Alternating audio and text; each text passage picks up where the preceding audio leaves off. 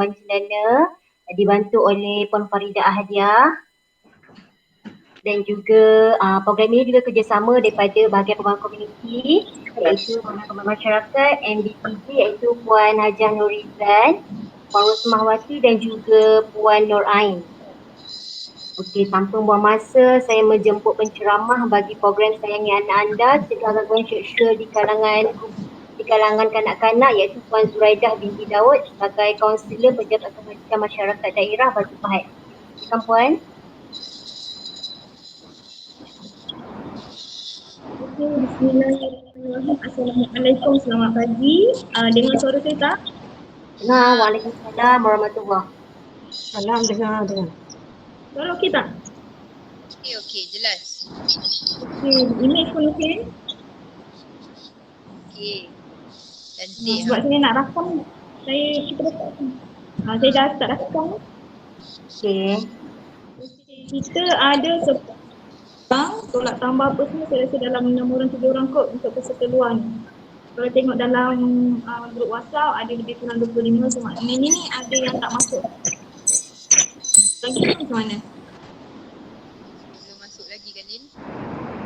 Belum ada masuk lagi, ada yang belum masuk. Kita nak tunggu ke atau nak teruskan? Sebab kalau saya teruskan nanti yang baru masuk tu dia akan tercicir lah. Sebab benda ni berentetan. Tak apa Puan sebab saya dah maklumkan dah pukul 11.30 kita start. Kalau misal kata ada yang kecil nanti mungkin akan masuklah kemudian. Okey, so saya teruskan lagi. Nanti kalau yang siapa yang masih lambat atau dah tercicir, mungkin kita boleh bagi yang rakaman kita ni lah. Okey, bismillahirrahmanirrahim. Assalamualaikum warahmatullahi wabarakatuh. Wassalamualaikum warahmatullahi wabarakatuh. Okey, moga-moga perkongsian kita pada hari ini memberi manfaat pada semua. Memberi ruang, kalau saya lebih suka tulis communication ni, kalau ada soalan, you all boleh angkat tangan ataupun boleh tanya ataupun boleh type message dekat situ. Nanti saya punya staff akan tolong tengok.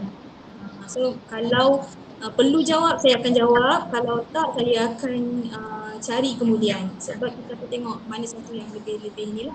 Ni kalau ada kes you nak tanya pun, kita boleh, insyaAllah kita boleh berkongsi. Okay, so saya akan up slide lah.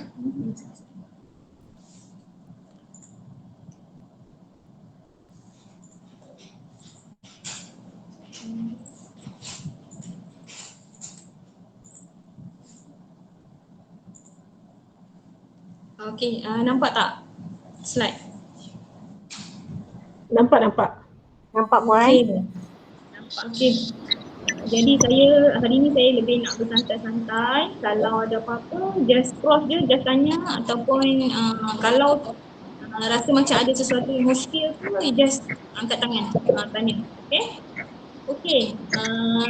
Kalau tengok tajuk kita gangguan seksual dalam kalangan remaja dan pencegahan. Saya diberikan tajuk gangguan seksual di kalangan kanak-kanak.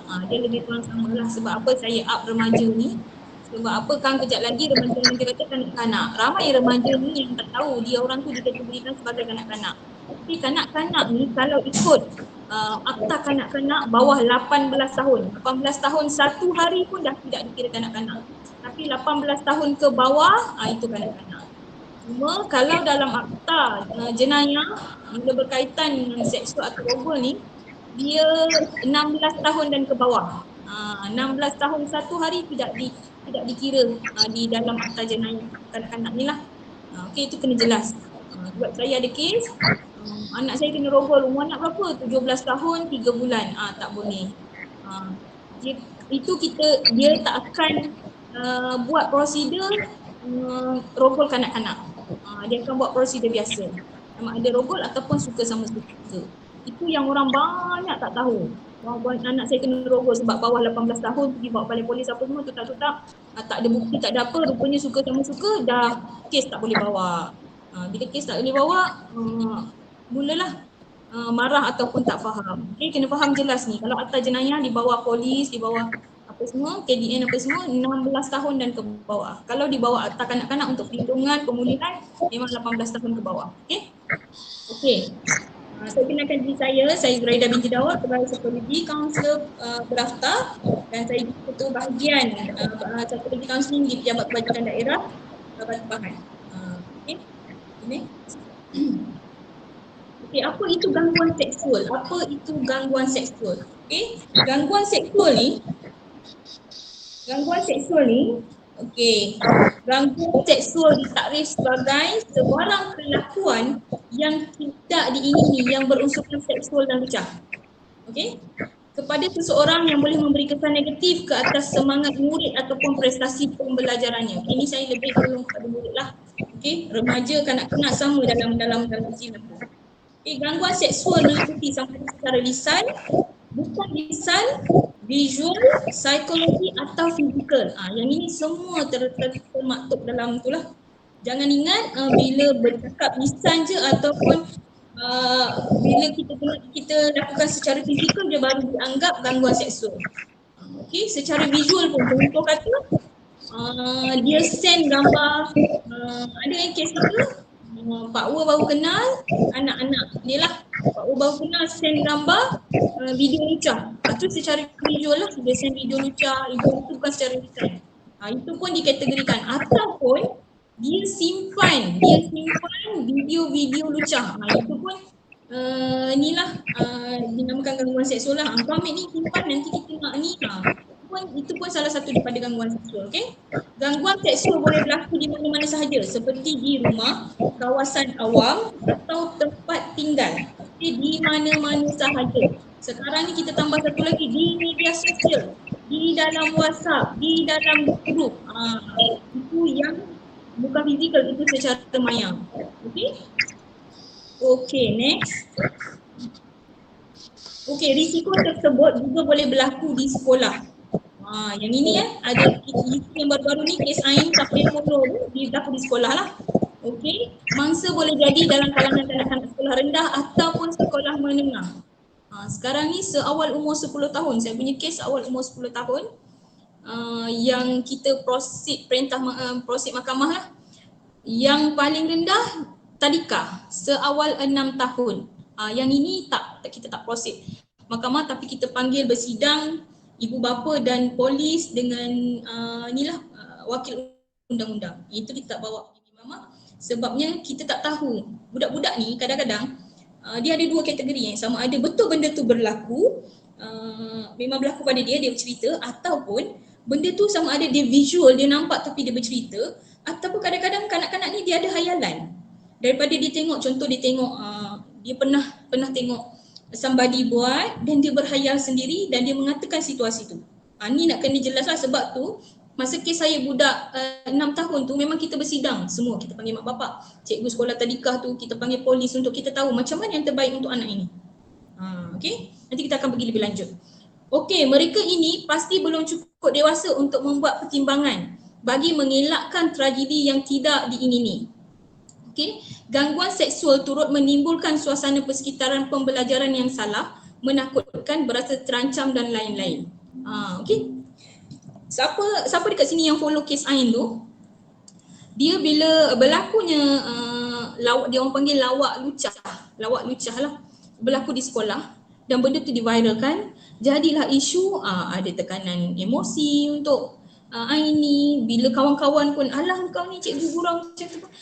Benda tu jadi tidak seronok. Jadi dia akan jadi satu permasalahan yang menakutkan untuk pergi ke sekolah bila yang tidak betul tu dijadikan norma atau amalan. Okey, next. Okey, jenis-jenis gangguan seksual. Okey, next. Okey, jenis-jenis gangguan seksual ni apa dia? Gangguan seksual secara lisan tadi macam saya kata, ia meliputi kata-kata, komen, gurauan, usikan, bunyi dan soalan-soalan berbentuk ancaman atau cadangan seksual. Bunyi ni pun sama telefon tiba-tiba buat bunyi-bunyi yang tak senonoh tu, ataupun dia tengah melakukan sesuatu, dia record bunyi-bunyi tu, itu pun satu gangguan seksual. Kadang-kadang bila dihantar pada kanak-kanak tu, kanak-kanak tu tak tahu tapi dengar. Itu pun gangguan seksual. Okey, gangguan secara isyarat atau bukan lisan. Yang ini dulu-dulu biasalah, misalnya pandangan atau kelengan yang membayangkan sesuatu niat atau keinginan Contohnya menjilat bibir, ada kan? Jilat bibir, memegang atau memakan makanan dengan cara yang menggoda, makan pisang ke minum, makan aiskrim ke apa ke. Okey. Ada ibu bapa yang bersama kanak-kanak ke sekarang? Boleh respon tak? Sebab kalau ada ibu bapa yang bersama kanak-kanak, saya kena limitkan penggunaan yang jelas dan terang lah. Ada. Okay, maklum saya kalau ada. Kalau ada Ada. Okey. Okey. Isyarat tangan atau bahawa isyarat yang membayangkan perlakuan seks, tingkah laku mengurat yang berterusan dan apa-apa sahaja isyarat lucah. Kadang-kadang orang tak tahu pun benda tu isyarat. Budak sekolah yang saya ada kes budak sekolah yang dia tak tahu pun benda tu tak boleh buat. Macam dia bergurau lawak lucah, dia tak tahu. Saya bergurau je tapi benda tu salah sebenarnya. Dia tak tahu tapi benda tu salah. Saya pun ada kes masa saya bertugas di Mersing, budak-budak perempuan je. Saya ada 2 kes lah. Budak-budak perempuan dengan semua budak-budak lelaki. Budak-budak perempuan ni saja je main-main cuit tapi benda tu seorang yang mangsa kena tu dia rasa benda tu tak seronok pun dan buat report, dan itu adalah gangguan seksual dan kena perintah bengkel interaktif budak-budak perempuan tu. Tak pasal-pasal kan 3 tahun solid bengkel interaktif dengan bond berkelakuan baik. Yang budak-budak lelaki pun sama kan, bergurau-gurau dulu masa saya kecil-kecil pun saya ada teringat tau, tim silat abang saudara saya memang kalau bergurau tu sampai nak buka-buka seluar orang, bergurau sebenarnya. Tapi benda tu sebenarnya kalau mendatangkan macam tadi, maksud gangguan seksual, kalau mendatangkan ketidakselesaan pada seseorang, benda tu boleh dikenakan tindakan undang-undang. Kan saya ada satu kes dekat Mersing masa tu dan budak-budak tu pun kena gangguan seksual. Walaupun kes-kes saya tu cakap apa, alah puan dia dulu pun buat kita juga tapi bila time dia boleh pula buat report polis. Ya, sebab apa? Sebab dia rasa tak selesa. Kenapa masa kau orang buat dulu kau orang tak report? Sebab benda tu salah. Benda tu memang salah. So kena fikir, walaupun rasa benda tu joke ataupun lawak tu kalau mendatangkan ketidakselesaan atau rasa macam gangguan seksual kepada seseorang, boleh dikategorikan sebagai jenayah gangguan seksual lah. Okey. Okey. Secara lisan, secara bukan lisan. Okey, next. Okey, secara visual. Okey, antaranya ialah menunjukkan bahan-bahan lucah macam saya cakap tadi, melukis gambar-gambar lucah, menulis surat berunsurkan seksual, mendedahkan bahagian badan yang sulit yang tidak sepatutnya didedahkan. Ini pun ada kes. Masa saya belajar di universiti dulu, kalau kita nak pergi, ada satu musim tu, kalau kita nak pergi universiti kita jalan kaki. Apa yang orang tu buat, dia tiba-tiba duduk di seberang jalan, dia buka seluar tunjuk. Itu pun, inilah jadi budak ni, kita orang ni berlari-lari takut. Bila buat report, orang tu ditangkap. Memang tu salah, walaupun dia tak buat apa-apa, dia just tunjuk je, itu pun salah. Itu secara visual, okey? Okey, gangguan secara psikologi. Apa yang dikatakan gangguan secara psikologi ni? Mengulangi jemputan sosial yang telah tidak diterima. Yang ini orang kadang-kadang orang tak jelas Okey, memujuk raya berterusan untuk keluar bersama atau untuk bercumbuan. Bercumbuan tu dah next step lah. Ini yang ajak keluar berkali-kali padahal orang tu tak nak. Dah kata tak nak. Ajak juga lagi.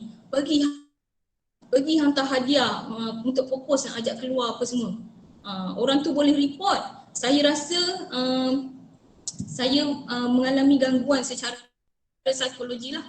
Dia report, boleh dikenakan tindakan. Sebab ada satu kes tu, ini bukan kes saya lah tapi saya baca kes. Dia hantar video lagu lah, dia hantar video dia ni. Dan kadang-kadang video dia macam bercakap nak ajak keluar tu dia menggoda dan orang tu buat report, memang polis tangkap dia. Dia hantar CD dekat rumah orang tu dengan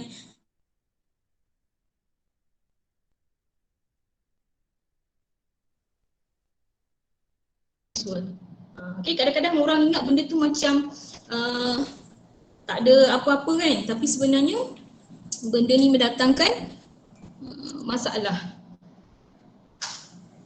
Okey, rupanya tak buka suwi saya ni. Okey, next. Okey, secara fizikal, yang ini yang terang dan jelas lah. Okey, secara fizikal sentuhan yang tidak diingini seperti menepuk, mencubit, mengusap, menggesel badan, memeluk, mencium dan serangan seksual lain. Okey, kita ada perkara-perkara ni yang kita tengok ada berlaku kadang-kadang dalam bas ke dalam train ke, dia sengaja. Kadang-kadang dia buat dekat kanak-kanak dia buat dekat kanak-kanak tu dan kanak-kanak tu tak tahu pun. Dia kata tak, ini tanda kasih sayang. Okay, usap-usap peha apa semua, ini tanda kasih sayang. Kanak-kanak tu tak tahu sebab dia orang kadang-kadang kali pertama kena tu dia belum ada pendedahan. Oh, pakcik kata ni sebab atas kasih sayang. Saya banyak kes itu budak-budak yang terlibat dalam hal-hal macam ni bila kita buat dia punya kronologi apa semua, seawal umur, saya punya klien seawal umur 4 tahun telah didedahkan dengan perkara macam ni dan pakcik dia tu cakap ini sebab saya sayang. Ini sebab saya sayang awak. Ini tanda kasih sayang saya membelai awak. Tapi belayan tu dan kanak-kanak ni bila dia belai begitu dan dia rasa benda tu macam pleasure, macam satu yang ni kasih sayang rupanya. Dan dia tanam benda tu dalam pemikiran dia sehinggalah dia tidak sedar pun daripada gangguan seksual tu membawa kepada unsur-unsur yang lain. Jadinya ibu kita ni sebagai ibu bapa, kita kena jelaskan dengan anak kita macam mana kita nak bagi tahu dengan dia orang benda ni salah. Sekejap lagi ada slide saya yang akan saya kongsikan lah. Okay, next. Okay, jenis-jenis gangguan seksual murid sekolah ni dekat sekolah lah Okay, jenis-jenis gangguan seksual pelajar di sekolah: menulis, mempamer dan mengedar bahan-bahan pengajaran yang berbentuk lucah. Yang ini banyak sekolah yang kita dapat. Salah satunya adalah kes saya sendiri. Kalau you all semua pernah ikut, kes ni viral. Pelajar sekolah sains ni, pelajar sekolah yang dirogol 16 orang. Sebenarnya dia bergila-gila. Okay? Dia sebenarnya bukan dirogol, dia memang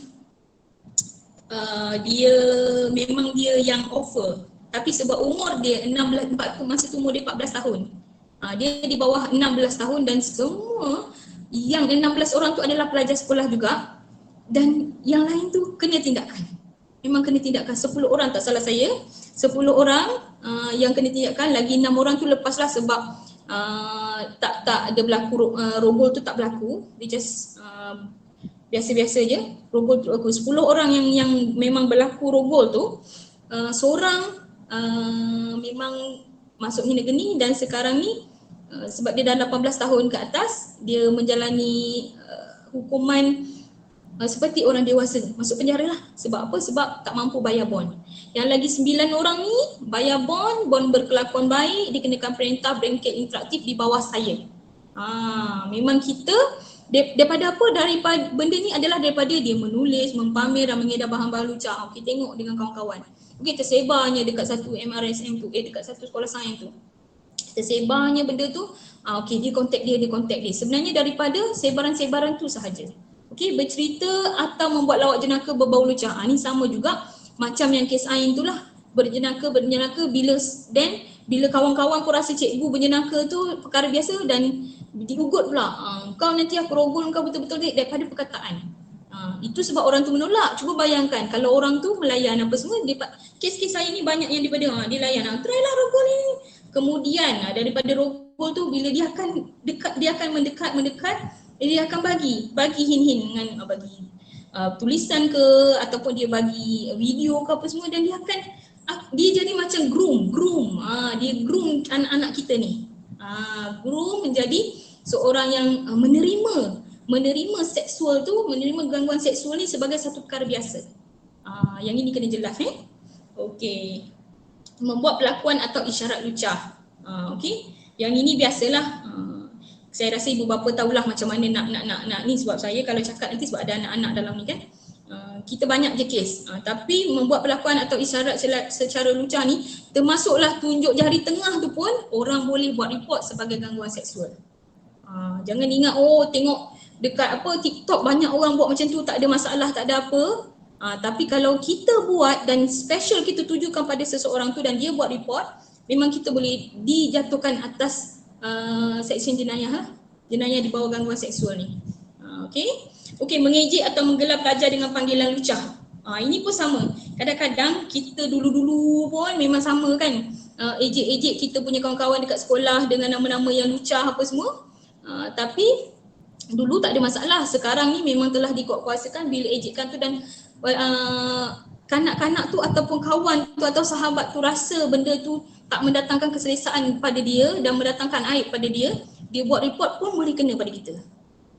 Ini kena ingatkan anak-anak lah. Anak-anak ni kadang-kadang Dia ingat, alah saya bergurau je. Yes, gurauan yang lucah atau melampau tu kadang-kadang kalau orang tu tak boleh terima, kita mungkin seronok lah kacau orang kan.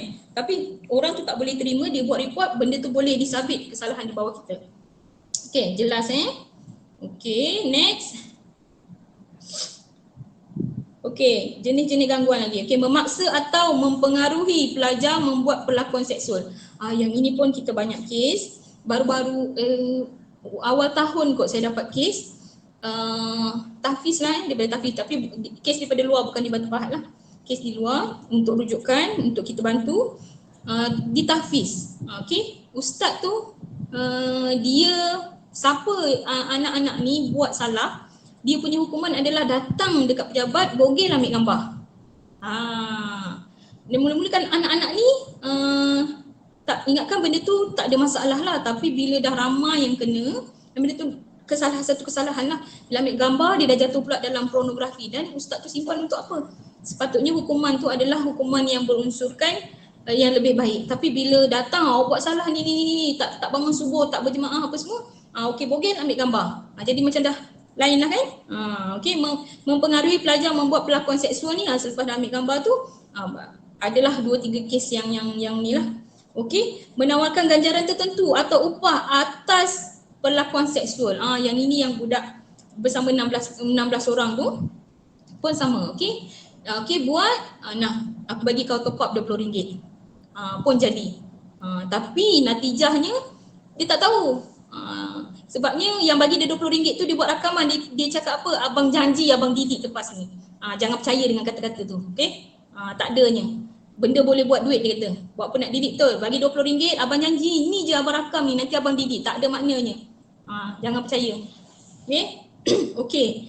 Kemudian memaklumkan sentuhan yang melakukan sentuhan yang berunsurkan seksual. Okey, macam tadi saya cakap sentuh peha ke, gosok-gosok belakang ke, pun kalau mendatangkan ketidakselesaan pun boleh dianggap sebagai gangguan seksual. Okey, memegang kemaluan sendiri di hadapan pelajar. Okey, tengah-tengah mengajar ke apa ke, guru-guru tu melakukan perkara-perkara yang tak elok lah, atau kawan-kawan sekelas tu tengah-tengah ni dia tunjuk dengan kita pula macam tu. Itu satu gangguan yang kita boleh buat report lah. Okey, dan anak-anak kena maklum. Ibu bapa kena bagi tahu anak-anak, dan anak-anak kena maklum dengan ibu bapa kalau benda ni berlaku. Kena bagi tahu. Tak kira lah pertama kali ke, dulu kawan saya ada buat ke, dah 2-3 kali ke, kena maklum. Okey. Okey, menyebarkan khabar angin berunsur seksual. Yang ini pun sama. Contohnya member ni dia dah macam yang saya 16 orang tu lah. Dia dah dapat, dia sebarkan pula pada kawan-kawan.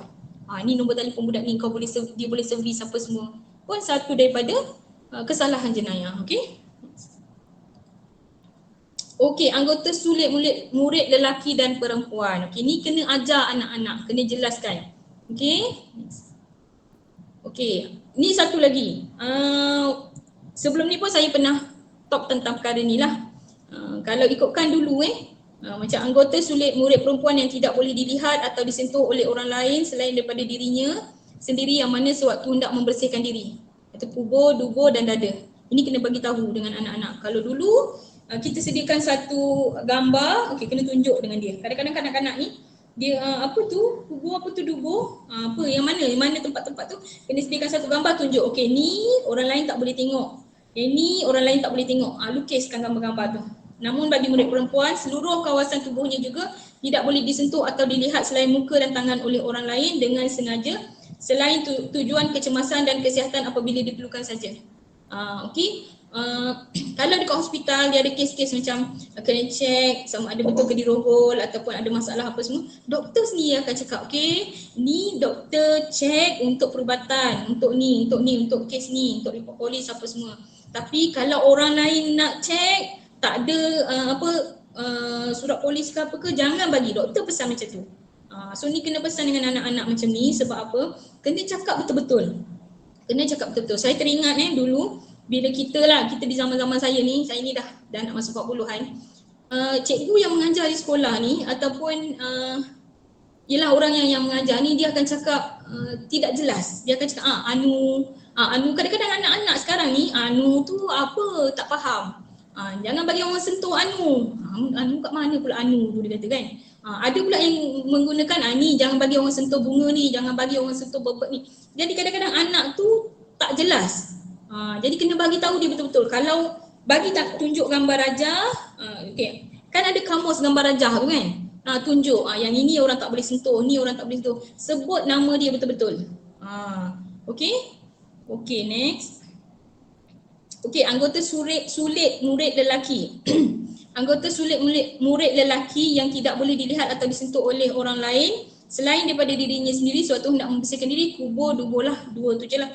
Okey, namun bagi murid lelaki juga seluruh tubuh, kawasan tubuh juga tidak boleh disentuh oleh orang lain dengan sengaja selain untuk tujuan kecemasan, sama juga macam tadilah. Sebab sekarang ini dah ramai yang mentalnya crack, dah ramai yang kita pun tak tahu, mungkin dia mencari kepuasan tu di cara yang lain. Okey. Contohnya kenapa saya cakap macam ni, contohnya pedofilia ataupun orang yang suka pada kanak-kanak ni kadang-kadang dengan gambar je pun dah boleh mendatangkan nafsu pada dia. Jadi kena maklum dengan anak-anak, kalau nak up gambar dekat TikTok ke, dekat Facebook ke apa ke, jangan contoh gambar tak pakai baju. Walaupun lelaki gambar tak pakai baju, macam benda tu biasa je kan. Tapi ada golongan yang tengok orang tak pakai baju, tengok dada orang lelaki yang kata-kata ni pun dah buat sesuatu pada dia. Sejak lagi kan dia check pula tepi, mesej PM tepi. Sadolah badan awak ni, dan daripada situ bila anak tu, oh terima kasih, saya memang pergi gym ni, saya buat ni apa semua. Dan kita tak sedar sebenarnya benda tu adalah groom daripada dia. Groom daripada orang yang attract pada anak kita tu. Kita pun tak tahu pemangsa atau mangsa tu siapa. Jadi kita kena berwaspada daripada awal. Kena bagi tahu, kena didik anak-anak kita ni macam mana. Okay, next. Next. Okay, siapa mangsa gangguan seksual? Siapa mangsa gangguan seksual ni? Kita boleh tengok. Sesiapa sahaja termasuk diri anda sendiri. Yang ini untuk kita ni pun boleh terdedah kepada gangguan seksual. Tapi hari ni kita fokus pada kanak-kanak. So, bila fokus pada kanak-kanak, kena bagi tahu. Walaupun takkanlah anak saya ni dah tutup litup. Kadang-kadang yang tutup litup tu pun kita tutup, kita litup tu pun ada jenis yang suka begitu juga. Bukan yang seksi ni dah biasa tengok. Yang tutup tu aku nak tengok. Ada jenis yang macam tu tau. Sebab apa? Sebab saya kata mental orang sekarang ni dia dah crack. Sebab apa? Sebab banyak sangat tengok video, banyak sangatlah tengok benda-benda yang tak elok. Okay, next. Siapa pemangsa gangguan seksual ni? Okay, kita tengok satu persatu. Next. Okay, pemangsa atau pelaku. Okay, ni kebanyakan kes yang kita dapat lah, orang yang dikenali daripada ahli keluarga. Okay, kajian menunjukkan bahawa majoriti pemangsa sebenarnya adalah dari rakan-rakan pelajar itu sendiri yang sama belajar di sekolah. Okay, kawan-kawan anak kita ni. Okay, saya ada juga satu kes. Budaknya mak dia memang rasa dia lain daripada adik-beradik yang lain. Jadi sebelum dia bawa jumpa dengan kita kaunselor ni, dia bawa jumpa pada kaunselor sekolah, ustaz apa semua. Awak tahu tak? Kali pertama dia datang jumpa saya, dia cakap apa? Puan, saya belajar sampai dah jahaz. Puan jangan ulas dengan saya tentang agama. Saya tahu semua tu salah, dia kata. Tapi saya dah muak, dah bosan. Semua ustaz atau ustazah yang mak saya bawa saya jumpa sebut tentang agama tu. Saya tahu, tapi saya tak boleh nak kontrol diri. Puan boleh bayangkan tak? Dia cakap macam tu. Jadi jangan cakap dengan saya bab agama sebab saya tahu benda tu dosa. Dia kata. Masa tu saya okey. Sebab benda ni memang kita kena balik pada agama. Apa-apa pun kita memang kena balik pada agama. Tapi cara macam mana kita nak tackle bila orang tu sebenarnya dia mak dia yang bawa, bukan dia yang datang. Jadi maksudnya dia tidak menerima pun, dia belum menerima, dia nak kena berubah. Sebab tu dia kata saya tahu benda tu berdosa. Saya tahu. Tapi dah saya tak boleh kawal. Puan jangan cakap sikit pun pasal agama kalau puan nak jumpa saya lagi depan ni. Maksudnya kalau sekali je dia datang dia jumpa, dia tak rasa ni, dia tak nak jumpa dah lagi. Sebab tu mak dia bertukar-tukar bawa jumpa orang ni, bawa jumpa orang ni, last jumpa saya. Okay, saya kata okey, kita tak bincang bab agama. Tapi orang yang kadang-kadang bila saya cakap macam ni, orang salah faham. Saya kata jangan masukkan dulu bab agama sehingga dia boleh terima untuk dia berubah, baru kita akan masukkan bab agama dan dia akan terima. Jadi sama juga dengan kes-kes kesihatan mental saya yang dah nak bunuh diri. Bila dah nak bunuh diri, dia bukan tak tahu bunuh diri itu dosa. Dia bukan tak tahu bunuh diri itu berdosa, gentayangan nanti tak masuk syurga apa semua, betul. Dia bukan tak tahu benda tu, dia tahu. Tapi kadang-kadang bila dia unconscious ataupun dia tak sedar, dia tak perasan dia buat benda tu. Samalah juga macam pemangsa atau pemangsa ni. Pemangsa lah, kebanyakan pemangsa. Dia bukan tak tahu benda tu salah. Okay, ada beberapa kes kita yang kita jumpa juga pemangsa ni, kita tanya, awak tahu tak apa yang awak buat tu kadang-kadang dia mencabul gangguan seksual ni, dia mencabul, dia raba kan dah buat report apa semua, dia dikenakan tindakan. Saya dah tanya, awak tahu kan benda tu awak sedap sekejap je, tapi awak punya merana ni panjang. Kalau kena hukuman ni panjang, kadang-kadang tak setimpal pun dengan apa yang awak dapat. Dia cakap, saya tahu puan, tapi ketika itu saya macam tak boleh kontrol diri. Ini yang kita kena bagi tahu dengan anak-anak kita. Sometimes anak-anak ni mendedahkan diri tu yang menyebabkan pelaku tu trigger. Ada orang kata, jadi ni nak salahkan anak-anak. Bukan, kita tak salahkan anak-anak ni. Tapi daripada kita membiarkan benda tu berlaku, baik kita cegah dulu, betul. Kalau dah berlaku nak diubati, ada trauma lain pula. Tapi daripada belum berlaku, dah nampak contohnya lah anak ni, ada satu kes saya tu, dia tanya, puan macam mana adik saya ni dah umur 12 tahun. Lelaki dia kata. Macam mana saya nak cakap, sebab dalam keluarga ni dia memang anak manja lah, macam baby-baby lagi. Tapi kadang-kadang dia daripada bilik air tu, dia lepas mandi, dia boleh bogel masuk dalam bilik dia. Macam mana puan? Perkara ni macam mengganggu pemikiran saya, dia kata. Macam mana saya nak cakap? Kalau kita ni dalam rumah ni memang dah terima benda tu, dia kata. Tapi kalau lah orang datang tiba-tiba dia macam tu, dia cakap kan, macam mana saya nak tolong adik saya ni? Saya nak cakap dengan mak bapak saya pun, mak bapak saya, alah biarlah baby kecil lagi, macam tu dia kata. Kan? Jadi macam mana kita nak bagi tahu dengan anak-anak ni? Itu yang kita kena jelas nanti. Okey. Namun pemangsa boleh terjadi daripada kalangan ahli keluarga, iaitu orang yang dikenali oleh mangsa sendiri. Okey, ayah kandung atau ayah tiri, abang kandung atau abang tiri, adik lelaki kandung atau tiri, bapa saudara sebelah ibu atau ayah, datuk, abang ipar, sepupu. Ini biasa kita dapat kes lah. Okey, kita biasa dapat kes macam ni juga. Dan kes macam ni sebenarnya kadang-kadang susah kita nak handle sebab pihak keluarga lebih kepada nak menjaga aib ataupun nak menjaga maruah keluarga. Okey.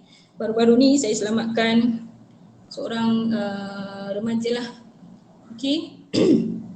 Yang memang saya rasa dia punya trigger tu memang daripada keluarga.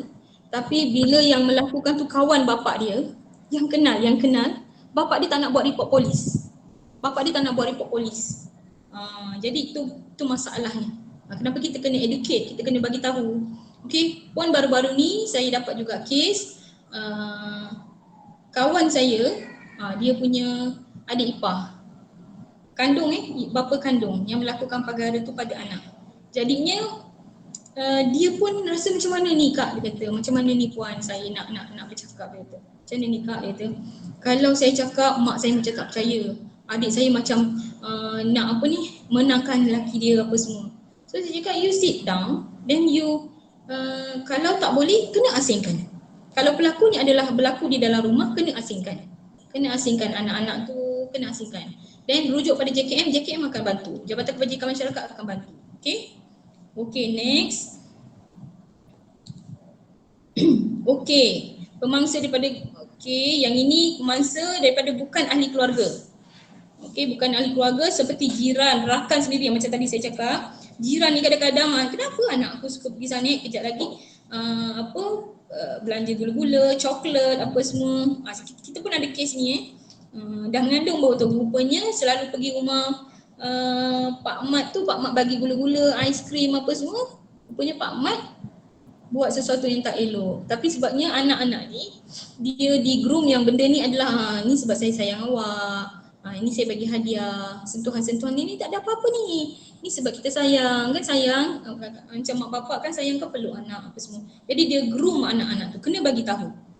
Orang lain daripada ibu bapa dalam rumah tak boleh peluk kita, tak boleh sentuh kita sebagaimana yang dalam rumah ni buat.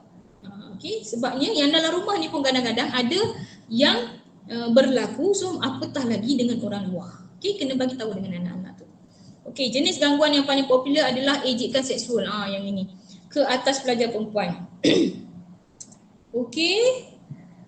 Contohnya macam baru-baru ni kes anak Azhar Sulaiman. Gambar dia buat TikTok je. Dan orang dalam komen tu dia menulis dan mengejekkan lah tentang payudara anak Azhar Sulaiman tu. Dan report polis dah dibuat dan orang tu pun dalam tindakan sekarang. Komen sahaja.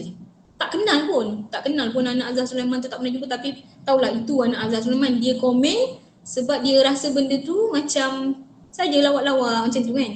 Then Azhar Sulaiman buat report, dah kena tindakan di bawah jenayah. Kan orang kata tak pasal-pasal tu.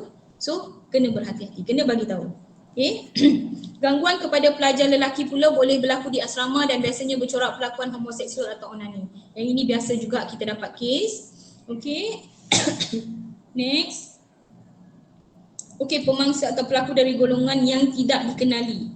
Okey, manakala pemangsa boleh terjadi dari orang yang tidak dikenali, mangsa seperti orang awam. Ini banyak kes yang berlaku di luar negara dan kadang-kadang ada juga berlaku dekat dalam negara kita ni lah. Okey, contohnya macam saya punya kes tadi yang saya kata sebelum ni mak dia bawa jumpa ustazah. Dia kemudian dia jumpa saya, dia cakap jangan bicara pasal agama sebab dia tahu benda tu dosa. Saya tanya dia, selepas saya dah ada hubungan yang rapat dengan dia, dia dah percaya boleh kan. Saya tanya dengan dia, daripada mana dia buat semua ni, dia belajar apa semua ni.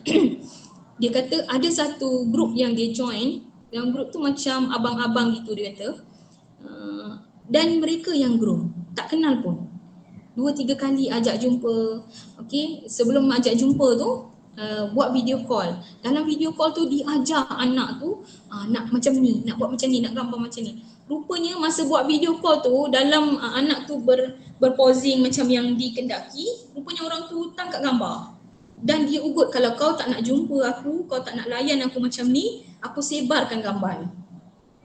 Tu orang dewasa yang mengugut kanak-kanak tu mengugut kanak-kanak tu sehingga kanak-kanak tu jumpa dengan dia. Dan saya tanya buat apa, dia kata buat macam yang tu lah. Puan nak dengar ke saya cerita? Dia cakap yang tu. Okey, tak apalah kalau macam tu. Dan dia cakap dengan saya, dia terdidik dengan grup homoseksual ni, dia lelaki dengan lelaki ni, kanak-kanak ni dia dah terlibat lelaki dengan lelaki. Dia kata dia rasa macam dah tak ada keinginan terhadap perempuan. Dan awak tahu, you all tahu, awak tahu sampai you all tahu, dia pernah cerita dengan saya, dia punya nak confirm tentang dia punya emosi dan perasaan tu, dia pernah cuba untuk bayar seorang perempuan, tapi dia kata dia duduk je kat dalam bilik tu sebab tak attraction pun dia kata. Kan kesan dia tu. Sampai sehingga dia bila dah terdedah sangat, kita tak bagi tahu, dan bila orang pemangsa tu dia dah groom anak kita, sehingga anak kita ni dia boleh menimbulkan benda-benda yang dia sendiri tak tahu. Kalau dia buat benda tu adalah satu kesalahan. Sebab abang-abang ni dia akan cakap taklah ini sebab kita berkasih sayang, kita sayang. Apa you punya ayah, you punya mak tak ambil tahu tentang you kan, tak sayang you kan. Dia biasa menggunakan istilah-istilah macam ni. Okay, you punya mak ayah, adik-adik you bukannya sayang you pun. Sekarang ni I sayang you. So kita ni lah berdua je. Apa-apa you ada masalah, you cerita je dengan I. You nak rasa pleasure ke apa, you beritahu dengan I. Dia groom anak kita dengan macam tu caranya. Okay, kena hati-hati dan kena bagi tahu dengan anak-anak kita benda tu salah sebenarnya. Sebab apa? Sebab orang yang groom anak kita tu dia tak cakap benda tu salah. Dia tak akan bagi tahu anak-anak kita benda tu kesalahan jenayah yang termaktub di dalam undang-undang Malaysia. Takkan ada. Kita sendiri yang kena beritahu. Nantilah saya akan up tentang akta tu supaya kita boleh tengok. Okey, sebab kita ada penambahan akta baru. Kadang-kadang orang pun tak tahu benda tu. Okey. Okey, sebelum saya sebab apa saya cakap macam tu?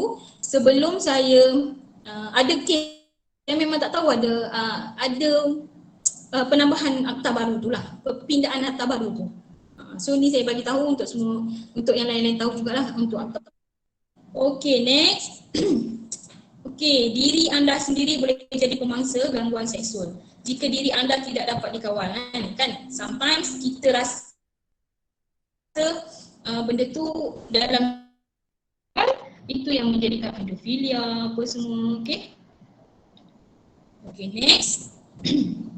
Okay, faktor-faktor gangguan seksual ni okay ke nak rehat sekejap sebab saya ni kalau bercakap memang kadang-kadang lupa dunia. Saya bagi je sebab saya nak bagi ilmu semua. Okay ke? Sebab saya takut saya cakap seorang-seorang je ni. Hello? Okey Puan, boleh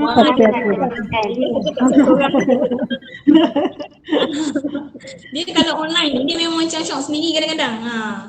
Okay, tak apa. Okay, saya teruskan faktor-faktor gangguan seksual ni. Okay, next. Faktor-faktor yang mendorong gangguan seksual ni, tindakan gangguan seksual ni melihat gambar. Okay, yang menggairahkan dan tidak senonoh atau gambar lucah. Kadang-kadang bukan kita saja. Kadang-kadang kita tak tahu pun anak kita ada orang groom, dia hantar gambar lucah.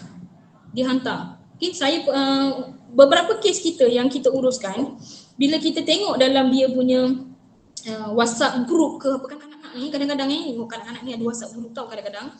Pantau anak-anak ni punya WhatsApp group kadang-kadang. Kadang-kadang apa? Kadang-kadang kawan-kawan sendiri tu hantar gambar-gambar yang tak elok, tak senonoh. Tak payah cakap lah, tak payah cakap anak-anak lah, tak payah cakap kawan-kawan kita lah. Kawan-kawan kita dalam grup-grup sekolah tu kadang-kadang kan.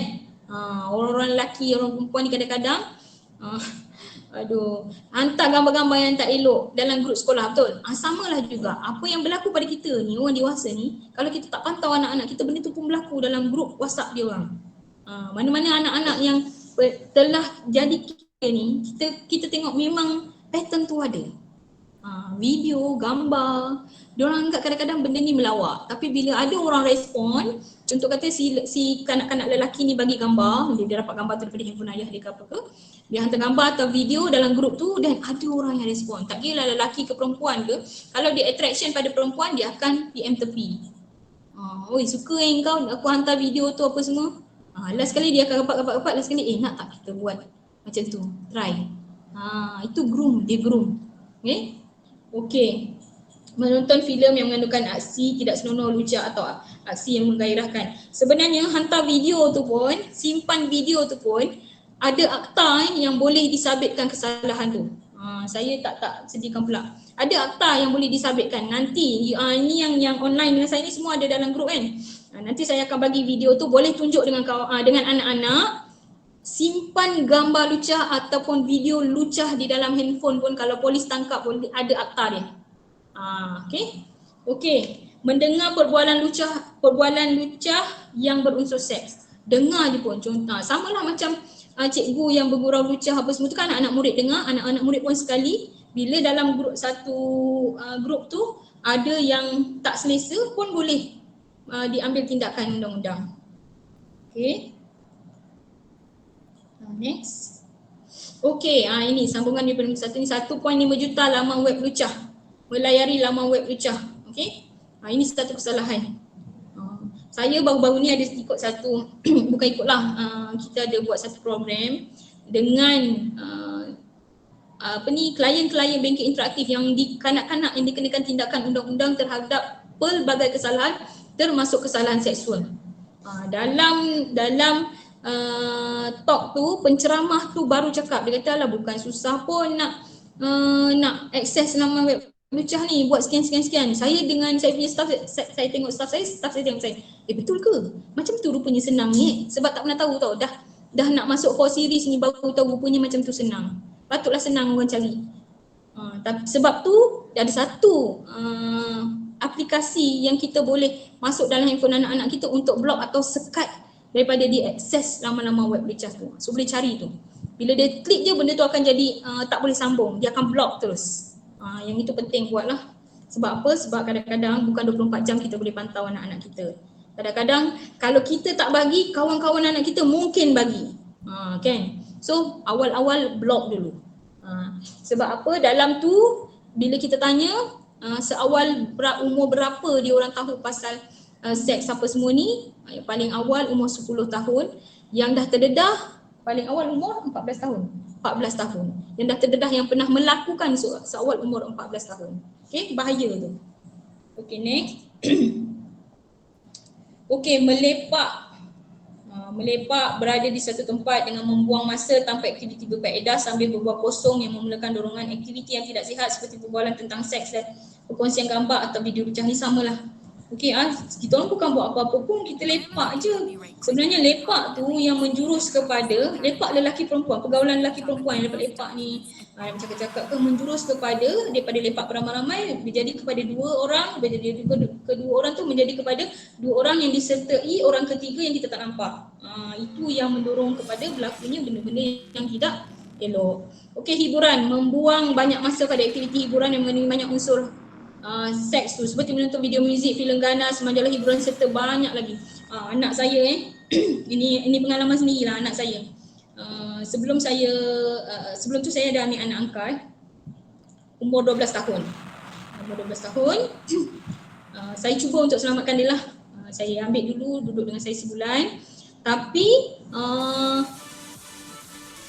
persekitaran dia mempengaruhi anak saya sehingga anak saya ni download TikTok. Anak saya umur 7 tahun. Download TikTok dan bila kita tengok TikTok, benda yang kita tak nak tengok kita dah boleh skip tu. Tapi anak-anak ni dia tak pandai skip. Dia tengok semua. Dia adalah pendorong kepada engagement tinggi pada TikToker ni. Dia akan tengok semua sama ada dia like ke apa ke kan. Jadi engagement tinggi untuk TikToker sebab kanak-kanak ni lah yang tidak tahu benda tu salah. Okay, bila saya terpandang, bila masa awak ni download TikTok? Sebab anak angkat saya tu saya dah bagi peluang sebulan tidak sesuai dan saya pulang balik pada JKM, duduk di asrama JKM lah. Saya bagi dia belajar dulu. Sebab mungkin senang duduk dengan saya jadi dia tak ni lah. Dan dia pun mempengaruhi anak saya tengok video kat TikTok tu, orang joget-joget Blackpink apalah apa semua yang saya pun tak tahu, gambar seksi-seksi. Last saya tangkap, saya cakap, saya buang TikTok tu, saya cakap, you jangan download lagi TikTok ni, you download you tak dapat pakai handphone lagi lepas ni, saya cakap. Tapi kan kena PDPR, kena pakai handphone juga kan. Jadi saya kata, you jangan download lagi TikTok ni, kalau tak, you tak boleh pegang telefon ni. PDPR pun saya tak bagi, saya cakap. Saya upah cikgu je duduk rumah, you belajar dengan cikgu. Jadi Alhamdulillah sehingga hari ini, saya tengok, hari-hari saya check lah, saya tengok tak ada lagi TikTok tu. Tapi mak ni ada, kadang-kadang dia dengar, mama tengok TikTok ke? Alamak ai, saya cakap. Kena tengok TikTok jauh ataupun slowkan suara ni. Okay, next. Ni dia pergaulan bebas antara lelaki dan perempuan. Ada satu kes saya tu dia macam ni lah. Okay, mak bapak tak kisah nak keluar ataupun mak bapak tak kisah tak boleh keluar, kau datang bawa kawan-kawan kau datang rumah. Okay, dekat depan rumah berbual apa semua, tapi kita tak tahu apa intipati perbualan tu. Daripada lepak-lepak macam ni rupanya dia keluar berdua dan terjadinya perkara-perkara yang tak elok tu lah. Ini dia punya rentetan dia. Okey, peringatan Allah Subhanahu Wa Taala di dalam Al-Quran kepada kaum lelaki. Katakanlah kepada orang lelaki yang beriman, hendaklah mereka menahan pandangannya dan melihat kemaluannya. Yang demikian itu adalah lebih suci bagi mereka. Sesungguhnya Allah Maha mengetahui apa yang mereka buat. Ini surah An-Nur. Yang ini pun kita boleh gunakan untuk kita jelaskan pada anak-anak kita sebelum selepas kita memberi kefahaman pada dia tentang apa itu gangguan seksual dan apa kesannya. So kita boleh masukkan ayat-ayat ni. Kita kata Islam pun, agama pun cakap benda ni tak elok. Jadi kalau benda ni dah tak elok, mesti ada kesan yang tak elok pada kita. Okay, next. Kalau ada soalan boleh tanya terus Okey, yang ini untuk inilah ayat Al-Quran untuk yang kaum perempuan lah. Katakan kepada wanita yang beriman, hendaklah mereka menahan pandangannya dan kemaluannya dan janganlah mereka menampakkan perhiasan kecuali yang biasa nampak daripadanya. Ini kita boleh cakap dengan anak kita bila dah ada engagement. Macam saya cakap tadi, anak-anak ni kadang-kadang kalau kita tak bagi dia kefahaman awal, kalau kita tiba-tiba terus bagi ni, dia akan jadi macam alah, macam dekat sekolah kan. Jadi kita kena bagi dia faham, kena jadikan dia kawan-kawan kita dulu, baru kita boleh jelaskan tentang benda-benda macam ni. Okay, next. Okay, langkah-langkah mencegah gangguan seksual. Okay, langkah-langkah mencegah gangguan seksual. Langkah-langkah mencegah gangguan seksual. Gangguan seksual dianggap perbuatan yang tidak bermoral dan melanggar batas-batas perhubungan serta nilai peribadi seorang murid atau kanak-kanak lah. Murid dinasihati jangan mendiamkan diri atau tidak membuat aduan berkenaan gangguan seksual terhadap dirinya, kerana biasanya jika murid berkenaan tidak melaporkan, berkemungkinan akan diganggu sekali lagi. Macam saya cakap tadi, kalau kita diam, beritahu dengan anak-anak, kalau kita diam, kita akan jadi mangsa. Okay? Kadang-kadang mangsa buli ni apa semua, sebab apa? Sebab diam. Okay? Sama juga macam gangguan seksual ni. Sebab apa? Sebab bila dia dah try sekali, dia kata, oh budak ni boleh makan ni, dia kata. Boleh kita groom dia, boleh kita jadikan dia ni mangsa. Jangan sampai sehingga benda tu dah jadi kritikal atau benda dah terjadi, baru nak bagi tahu. Itu permasalahannya lah. Sebab tu biasanya orang kita macam tu. Sebab tu kes Ain ni, kes Ain kan dia baru sahaja lawak apa ni, cikgu tu buat lawak lucah. Cikgu tu buat lawak lucah, tapi dia dah anggap benda tu benda yang betul lah, perlu ditegakkan. Dan kenapa masyarakat kita ada seseparuhnya yang alah kan benda tu biasa berlaku, kan benda tu biasa berlaku pun nak ni, ada tahu, ada segelintir. Sebabnya kalau lah saya pernah pergi exam PTD, pegawai takbir diplomatik. Dalam soalan pegawai takbir diplomatik tu pun ada soalan yang jika di dalam pejabat anda, jika di dalam sekolah anda, jika di dalam tempat kerja anda atau jika di dalam persekitaran anda membuat lawak yang berunsur lucah, apa tindakan anda? A, terima sebagai norma masyarakat. B, dia punya soalan tu ada. Sama ada kita ikut undang-undang ataupun kita ni ikut norma masyarakat. Kadang-kadang alah biasalah tu kan. Sebenarnya saya pun pernah kena benda tu dulu. Masa awal-awal saya kahwin. Suami saya kerja di agensi anti-dalah sebelum ni. Dan sahabat-sahabat dia bergurau lucah tu macam tak ada akhir dunia. Orang kata apa? Bergurau macam dia orang anggap benda tu macam benda biasa. Tapi ianya mendatangkan ketidakselesaan bagi saya. Dan saya kurangkanlah pergaulan bersama mereka. Sebab apa? Sebab kadang-kadang kita ni sebagai isteri, kita rasa macam kenapa perlu dia bergurau macam ni tentang depan kita lah. Sama juga kadang-kadang bila kita bawa anak-anak kita pun, orang yang dah terbiasa dengan rumah macam ni, dia bergurau je depan anak-anak pun dia bergurau juga. So balik kena kita yang kena clearkan dengan anak-anak kita tu, sebenarnya benda tu tak betul. Sebenarnya benda tu tak elok. Sebab kita kalau kita tegur kawan kita tu nanti jadi alang kau pun gurau dekat pejabat dulu dengan aku pun macam ni apa semua kan. Tapi sama ada kita, kalau kita tegur dia dah tak boleh, dah tegur sekali tak boleh, so kita kena betulkan anak-anak kita mana yang dah terdengar ke apa ke. Sebab takut dia orang ingat tengok bapa aku dengan kawan-kawan pun gurau macam tu. So benda tu tak salah. Kan? So kena bagi tahu dengan anak-anak. Okay, next. Okay, langkah-langkah mencegah gangguan seksual. Satu kenyataan dasar yang melarang gangguan seksual di sekolah ada. Menjelaskan definisi gangguan seksual kepada murid-murid, kepada anak-anak ni. Kena jelaskan. Kadang-kadang anak ni gangguan seksual ni apa? Yang jelas yang tahu rogol. Rogol tu pun, saya ada seorang ibu bapa ni, dia tanya dengan saya, Puan, macam mana saya nak jelaskan dengan anak saya isu rogol ni yang murni untuk kanak-kanak faham. Saya ada buat satu artikel tentang perkara itu. Sebabnya satu masa dulu dalam dalam berita ke apa ke, dia macam ada musim kes rogol, bapak rogol anak ni. Benda tu ada dalam ni tau, dia macam ada musim dalam TV. Jadi anak tu tanya dengan mama dia, Ma, apa tu rogol Ma? Macam mana rogol tu sampai kena tindakan jenayah? Dia tanya macam mana rogol tu. Jadi ibu ni duduk diam, dia kata nanti kita akan discuss, kita akan buat perbincangan tentang isu rogol ni. Dia datang kat saya, dia kata, Puan, macam mana ni Puan saya nak jelaskan dengan lebih murni dengan anak-anak ni tentang isu rogol. Sebab apa? Sebab sebab ada perkaitan. Ada satu sekolah tu, anak-anak dia cakap main apa dengan kawan-kawan tadi tu? Oh, main rogol-rogol. Dia rogol-rogol tu dijadikan satu permainan. Sebab apa? Sebab main-main je. Sebab tengok kat TV orang kata rogol-rogol, lepas tu tengok ada ni rogol-rogol tu macam permainan. Macam mana buat? Oh macam ni. Memang menyeramkan lah, memang membahayakan lah kalau kita tak jelaskan. So kena jelaskan dengan baik tentang sama juga. Sebab kalau rogol tu kita dah tahu rogol tu macam mana kita nak jelaskan apa semua. Ni gangguan seksual macam mana ni? Macam kena gangguan jin ke apa ke? So kita kena jelaskan gangguan seksual ni macam mana. Macam saya cakap tadi lah dekat definisi tu, kena jelaskan dengan anak ni satu persatu. Okay, jangan nanti cakap dengan anak gangguan seksual ni macam dia pergi kat kau, dia pegang anu kau ke apa ke. Dah nak fikir pula anu tu apa. Dulu saya macam tu dekat sekolah, cikgu kata, jangan ni bagi orang suka hati pegang anu ni, apa anu ni. Sebab apa? Sebab tak cakap dengan jelas. Okey.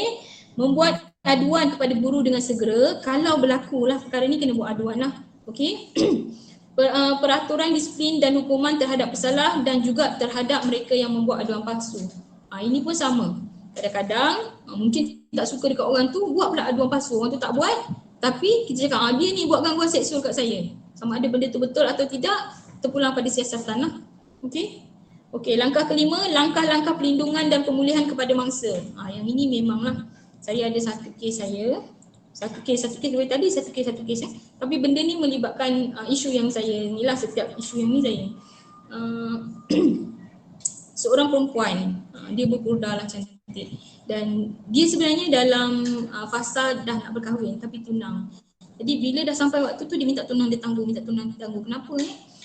Tunang dia pun macam kenapa macam ni? Sebab jumpa pun tak pernah jumpa. Kalau jumpa pun dia datang rumah apa semua. Tunang dia tu betulkan aircon dekat pejabat saya.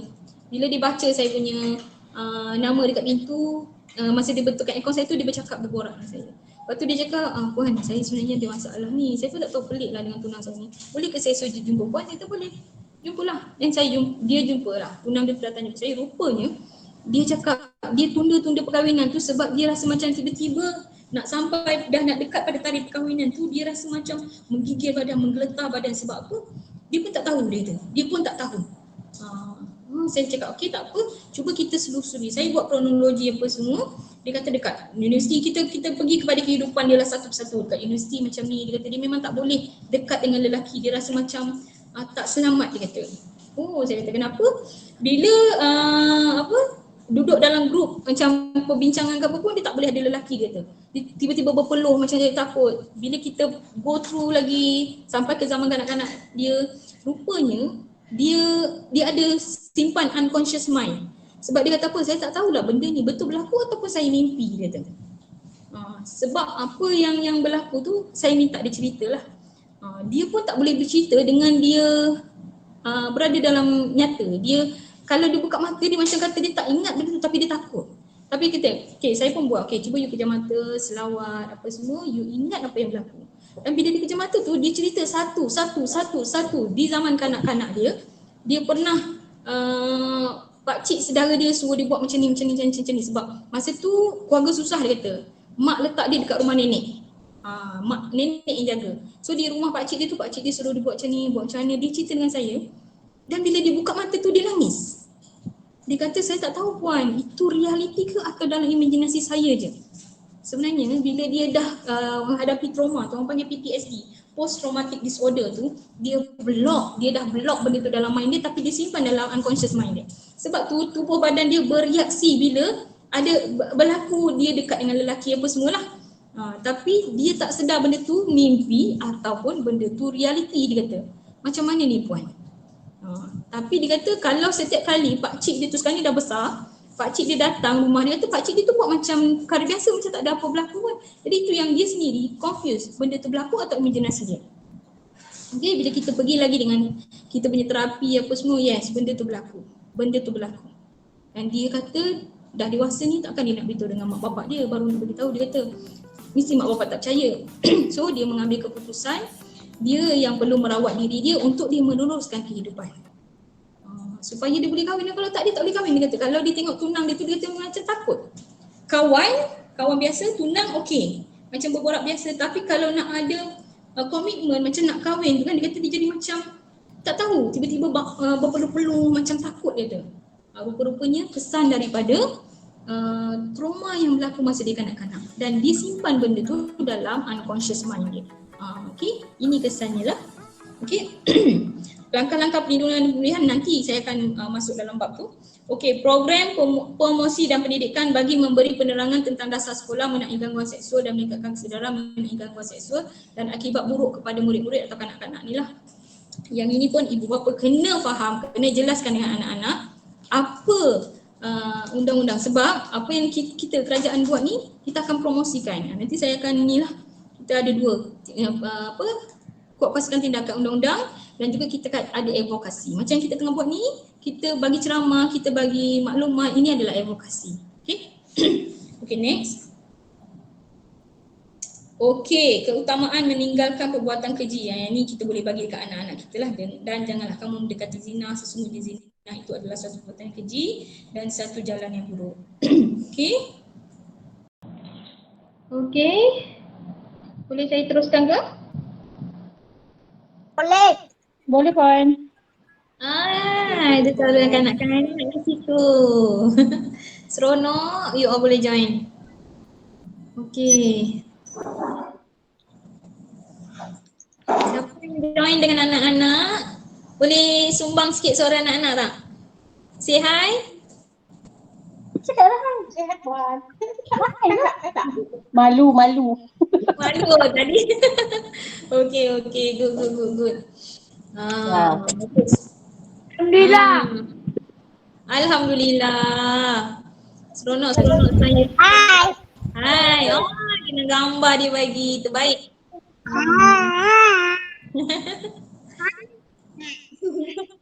Okey, saya doakan anak-anak yang menonton saya belajar dapat manfaat. Moga sentiasa di dalam lindungan Allah, moga sentiasa dipermudahkan urusan untuk menjadi anak yang soleh dan solehah untuk ibu bapa. Okey? Amin. Okey, boleh saya teruskan? Boleh Puan. Silakan Puan. Okey Puan. Okey, saya teruskan Okey. Kesan gangguan seksual. Okey, kesan kepada gangguan seksual yang berlaku kepada anak-anak ni. Okey, apa dia? Gangguan seksual menyebabkan trauma psikologi kepada pelajar, perasaan malu dan takut menyebabkan kebanyakan mereka memilih untuk mendiamkan diri. Okey. Ini sama macam kes saya yang saya kata tadi tu. Satu, dia dah takut dengan benda yang berlaku. Jadi kita ni ada separuh, saya ada satu juga kes yang kes liwat lah daripada kanak-kanak ni. Dengan sepupu-sepupu dia takut nak cakap sebab bila dia cakap mak dia dah menengking-nengking marah. Kau buat apa ni? Ibu kita, ibu bapa, bila kita dah bagi pendedahan pada anak-anak kita tentang perkara-perkara ni, dan bila anak-anak kita datang pada kita untuk berkongsi yang perkara ni pernah berlaku pada dia, kita kena calm down dulu. Kita kena calm down. Kita kena memang kita kena bukan calm down je, go deep down. You kena tenangkan dulu you punya hati, pemikiran, kena tenangkan. Sebab kalau kita anggap kenapa anak aku terlibat dalam perkara ni, sama macam saya punya kes yang baru-baru ni, budak tu umur 14 tahun. Sepupu-sepupu ni umur 9 tahun hingga umur 12 tahun. Yang menjadi pemangsa tu yang umur 14 tahun pula, rupanya dia adalah mangsa dahulunya dan dia dah mengalami ketagihan sebab tidak dirawat. Bila dia bagi tahu dengan nenek dia pun duduk dengan nenek. Bila dia bagi tahu dengan nenek kata pakcik dia yang buat dia. Nenek kata tak adalah tu, tak ada apa-apa tu, dah engkau jangan ni. Tapi nenek dia memang lepas tu asingkan pakcik dia, suruh keluar daripada rumah apa semua.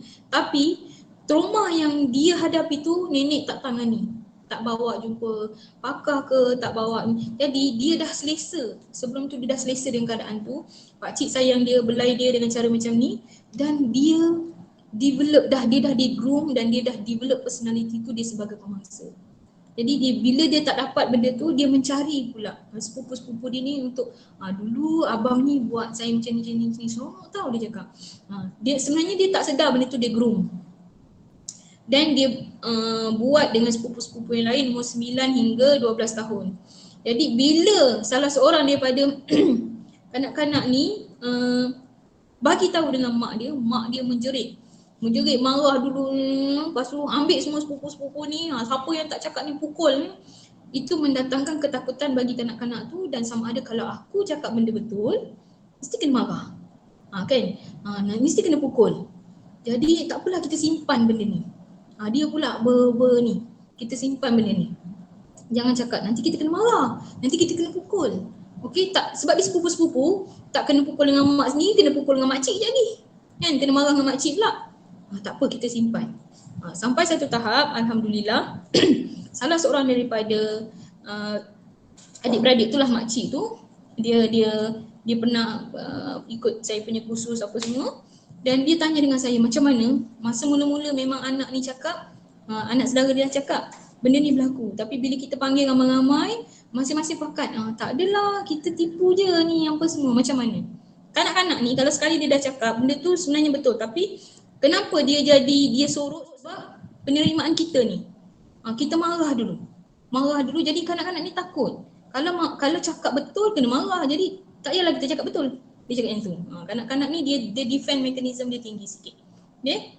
Jadinya kalau dah berlaku perkara macam ni, memang saya panggil lah anak-anak tu. Dah berlaku dengan ibu bapa, dah berlaku perkara macam ni, pertama sekali kita kena betul-betul kena tenang. Dan kita kena terima sebenarnya perkara ni kalau dah berlaku kita kena terima.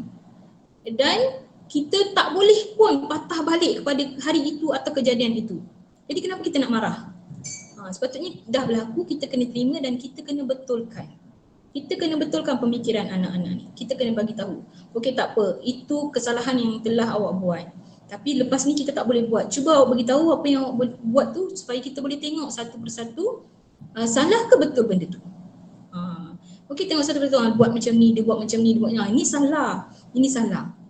Ini tak boleh buat lagi. Ini kaitkan pula dengan undang-undang. Ni kalau buat boleh masuk penjara. Ni kalau buat boleh kena tindakan undang-undang. Jangan marah. Sebab bila marah, kanak-kanak ni dia akan defensif. Dia akan tak nak, dia kalau boleh tak nak kena marah sebab tak nak hilang kasih sayang mak bapak ni. Marah tu dianggap dah tak sayang. Jadi jangan marah. Kena calm down, kena betul-betul cakap. Okay, tak apa, you dah buat salah, tapi kita tak nak kesalahan ni terus berlanjutan atau terus berlaku. Jadi cuba cerita supaya kita boleh bincang. Memang kita bincang masa tu, dan memang perkara-perkara tu berlaku disebabkan dia dulu pernah jadi mangsa dan sekarang dia mencari dan groom pemangsa tu. Okey. Okey, kesan gangguan ni, trauma kepada pelajar apa semua, mendiamkan diri. Okey, tekanan psikologi. Daripada psikologi, gangguan seksual yang dialami boleh menyebabkan seorang itu menghadapi tekanan psikologi seperti rasa tak selamat, terhina, moral yang rendah, keadaan masa depan yang tidak menentu, takut, bimbang dan tekanan jiwa. Yang ini memang banyak yang berlaku terhadap kes-kes kita. Contohnya saya punya kes ni, sampaikan memang orang kalau tengok atau dengar apa saya cakap ni, memang orang kata Puan ni cakap macam ni pula. Tak, kadang-kadang kita kena guna reverse psychology. Kita kena beritahu dengan dia yang dia buat tu sebab dia dah rasa happy, dah rasa bahagia dengan apa yang dia buat tu. Seorang klien saya ni anak angkat dalam satu keluarga tu. Tapi bapaknya terlalu manjakan dia. Bila anak ni membentak, mengaruk, contoh nak telefon ke apa semua, dia bagi. Nak keluar dengan kawan-kawan, dia bagi. Bila arwah mak angkat dia tu meninggal, sekarang ni bapak dia dah kahwin dengan mak tiri. Mak tiri ni amat menjaga. Bila mak tiri dia marah, dia jadikan mak tiri dia tu musuh pula. Tapi bila mak tiri marah, bapak backup. Bila mak tiri marah, bapak backup. Jadi pemusnah kepada personality dia nak jadi ke arah kebaikan tu bapak dia sebenarnya.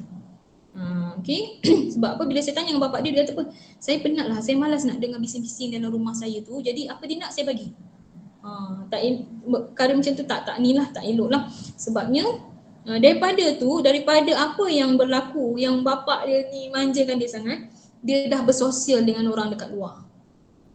Sampai satu tahap bapak dia pula cakap, saya dah tak nak anak angkat saya ni lagi, saya nak serahkan pada JKN. Kan jadi macam tu. Saya kata cik ni adalah satu kesalahan untuk cik. Sebab apa? Kalau kita tengok balik di bawah akta kanak-kanak, kenapa bond berkelahi dan bond di bawah bengkel interaktif tu, dia punya perintah jatuh kepada ibu, bapa dan penjaga. Sebab apa? Sebab anak-anak di bawah umur 18 bawah tanggungjawab ibu dan bapa.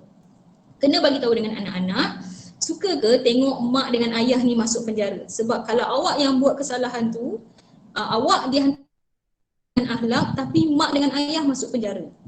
Itulah dia punya perumpamaan dalam perintah kanak-kanak ni. Bila dah masuk bengkel dan bila melanggar pula bengkel kelakuan baik tu, orang pertama yang kena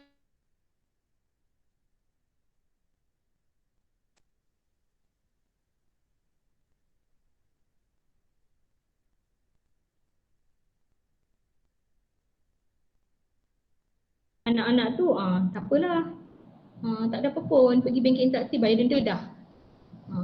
Sebabnya kes yang saya punya kes yang rogol tu macam tu, sebab mak bapak dia upah peguam untuk dapat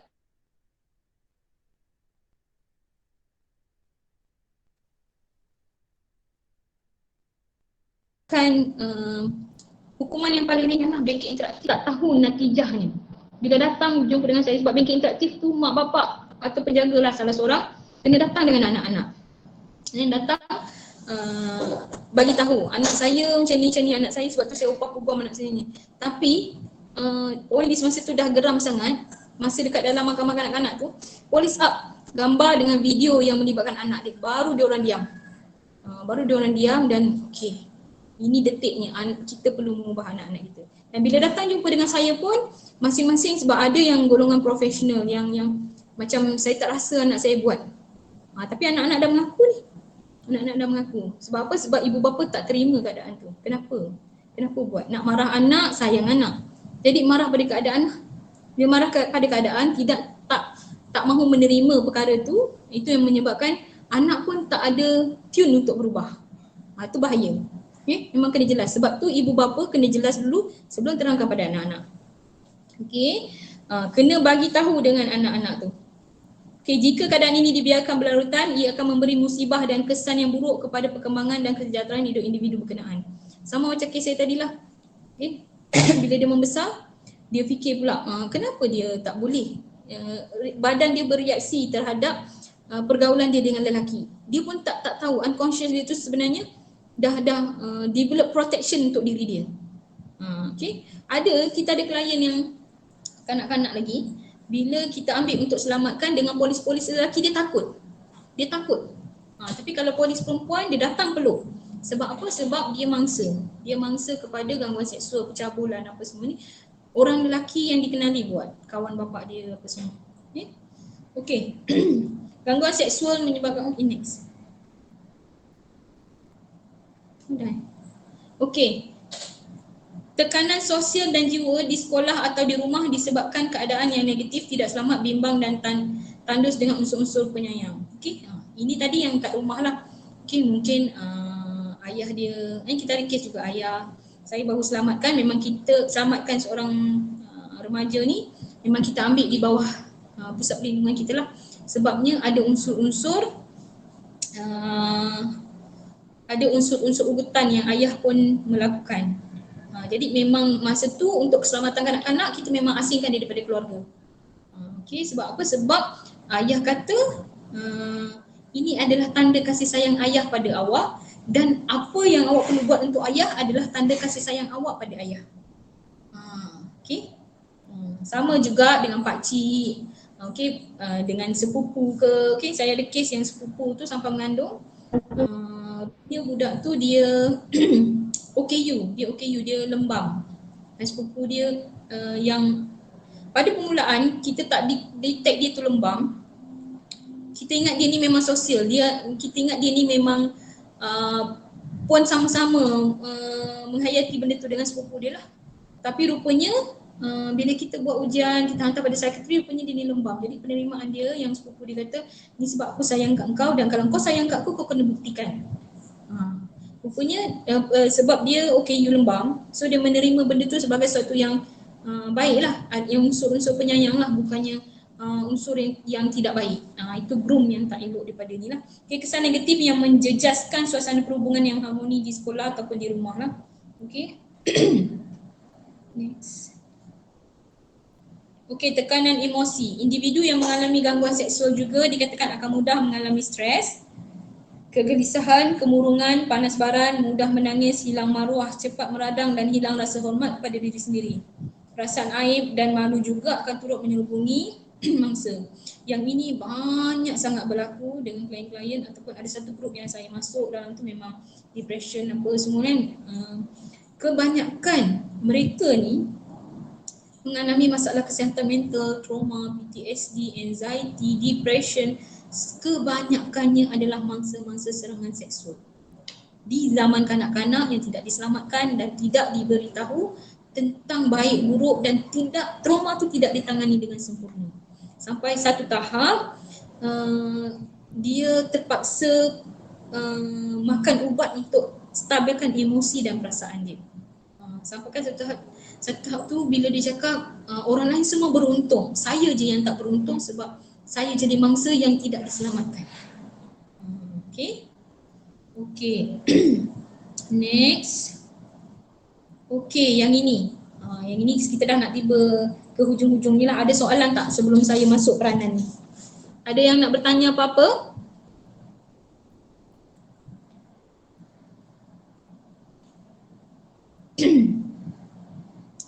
Ada yang nak tanya apa-apa tak ke? Tak ada, saya boleh teruskan? Puan teruskan je Puan. Teruskan je Puan. Teruskan je, tak ada soalan ni. Baik, saya teruskan. Okey, apa peranan kerajaan dalam menangani isu gangguan seksual ni di kalangan kanak-kanak? Okey, apa? Okey, kita tengok.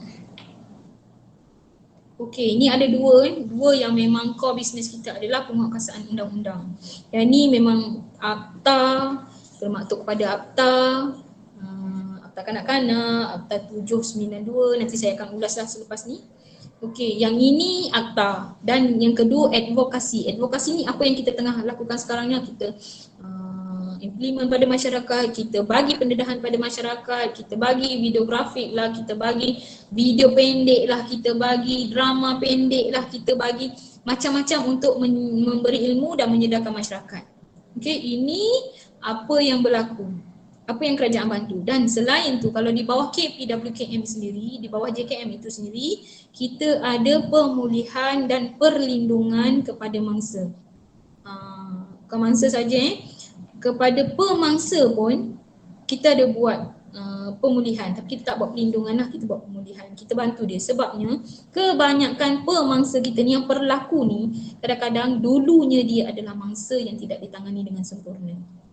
Mungkin dulu pak saudara tu pernah kena dengan pak saudara ke ayah ke sepupu lain ke, dan daripada situ dia jadi groom, dia pula mencari mangsa-mangsa dia. Sebab benda ni berentetan. Bila perkara itu tidak ditangani dengan sempurna. Okey. Okey. Apa penguatkuasaan undang dan apa itu advokasi? Kita pergi kepada next slide. Okey. Kita pergi pada satu-satunya Undang-Undang Malaysia Akta 792, Akta Kesalahan-Kesalahan Seksual Terhadap Kanak-kanak 2017. Okey. Ini boleh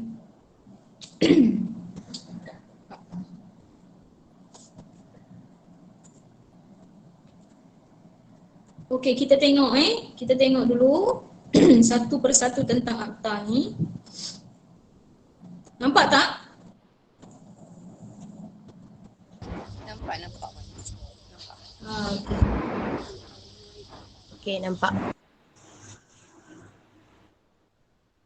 Benda ni kita selalu nampak dalam berita ke apa kadang-kadang kes-kes ni kita boleh tunjuk dengan anak-anak kita. Ini kesannya. Ini sebenarnya yang tak betul. Ini yang macam ni, ini yang macam ni. Okey. Undang-Undang Malaysia Akta 792 ni Akta Kesalahan-Kesalahan Seksual Terhadap Kanak-kanak 2017. Okey, apa dia? Kita pergi satu persatu. Ini tajuk kesalahan-kesalahan. Okey, kita tengok di bahagian kedua ni. Okey, kesalahan-kesalahan yang berhubungan dengan pornografi kanak-kanak. Okey. Pornografi kanak-kanak, membuat, mengarahkan perbuatan atau penghasilan dan sebagainya, pornografi kanak-kanak. Ada yang ambil gambar kanak-kanak ni dalam, tak kira lah kalau ibu bapa tu kongsi gambar-gambar tu dalam Facebook ke, dalam Instagram ke, dalam apa media sosial, dan dia ambil gambar kanak-kanak ni yang dia rasa macam boleh dijadikan bahan, dia satukan dalam video ke apa ke pun mendatangkan sesuatu kesalahan. Okey, membuat persediaan untuk membuat, menghasilkan atau mengarahkan perbuatan atau penghasilan pornografi kanak-kanak. Yang ini pun sama. Menggunakan kanak-kanak dalam pembuatan, penghasilan, pengarahan, pembuatan atau penghasilan dan sebagainya pornografi kanak-kanak. Okey. Kadang-kadang ada yang offer anak-anak kita ni, okey, saya nak jadikan awak model saya punya ni, okey. Tak apa, awak ambil je gambar, awak pakai tudung warna ni, macam ni, tapi sebenarnya dia akan buat super. Lepas kita ambil gambar, hantar tanpa pengetahuan ibu bapa, kadang-kadang kanak-kanak ni macam tu, ambil, happy lah, happy sebab orang nak ambil jadi model, walaupun tak dibayar ke apa ke, nanti famous lah dekat dalam Facebook ke Instagram tu kan. Yang ini kena betul-betul tengok lah, kalau tidak ada agreement yang betul-betul, kena bagi tahu dengan anak-anak. Orang kalau nak buat betul-betul you jadi model, dia ada agreement, walaupun tidak dibayar, tapi agreement tu mungkin dia akan cakap dalam tu benda ni hanya bertujuan untuk model tudung, contoh kata. Kan ada tudung kanak-kanak kadang-kadang jadi model kan. Sebab apa? Sebab orang yang buat pornografi ni ataupun pedofilia yang terjerumus kepada pornografi ni, dia boleh buat superimpose terhadap gambar kanak-kanak tu. Walaupun you pakai cantik tudung, dia kata nak buat promosi tudung ke tudung baju, bila bagi gambar kat dia, you boleh jadi bogil. Walaupun tu bukan kadang-kadang bogil tu dia pakai tubuh orang lain, bukan tubuh kita, tapi sebab muka tu muka kita, dan dia akan jadi satu masalah lah. Okey, bertukar-tukar, menerbit dan sebagainya pornografi kanak-kanak, menjual dan sebagainya pornografi kanak-kanak kepada kanak-kanak. Yang ini pun samalah macam kes saya yang 16 orang tu. Dia jual nombor telefon. Ni bapa Hayam. Jual nombor telefon budak yang boleh dijadikan servis tu. Gambar video yang diambil tu dia bagi percuma je. Tapi dia collect duit RM20 untuk satu sekali dia bagi nombor telefon dekat orang. Okey. Okey, mengakses dan sebagainya pornografi kanak-kanak. Okey, yang ini pornografi. Okey, next yang bawah. Bahagian 3. Kesalahan-kesalahan yang berhubungan dengan penggantunan kanak-kanak. Okey, nampak macam ni kan, kalau kita tak tengok kita tahu apa tu penggantunan. First dulu saya tengok ni, saya cakap apa tu penggantunan. Okey, tak apa, kita go through nanti, okey. Berkomunikasi secara seksual dengan kanak-kanak. Kanak-kanak berjumpa selepas pengantunan kanak-kanak. Ini macam yang saya kongsi tadi lah. Dia dah berkomunikasi secara visual daripada handphone apa semua, dan rupanya gambar tu dia simpan gambar tu dan jadikan ugutan. Awak kalau tak nak jumpa saya sebarkan gambar bogil awak. Okey. Okey, undang-undang kesalahan-kesalahan yang berhubungan dengan amang seksual. Ni yang saya cakap yang baru. Pernah dengar tak tentang amang seksual ni?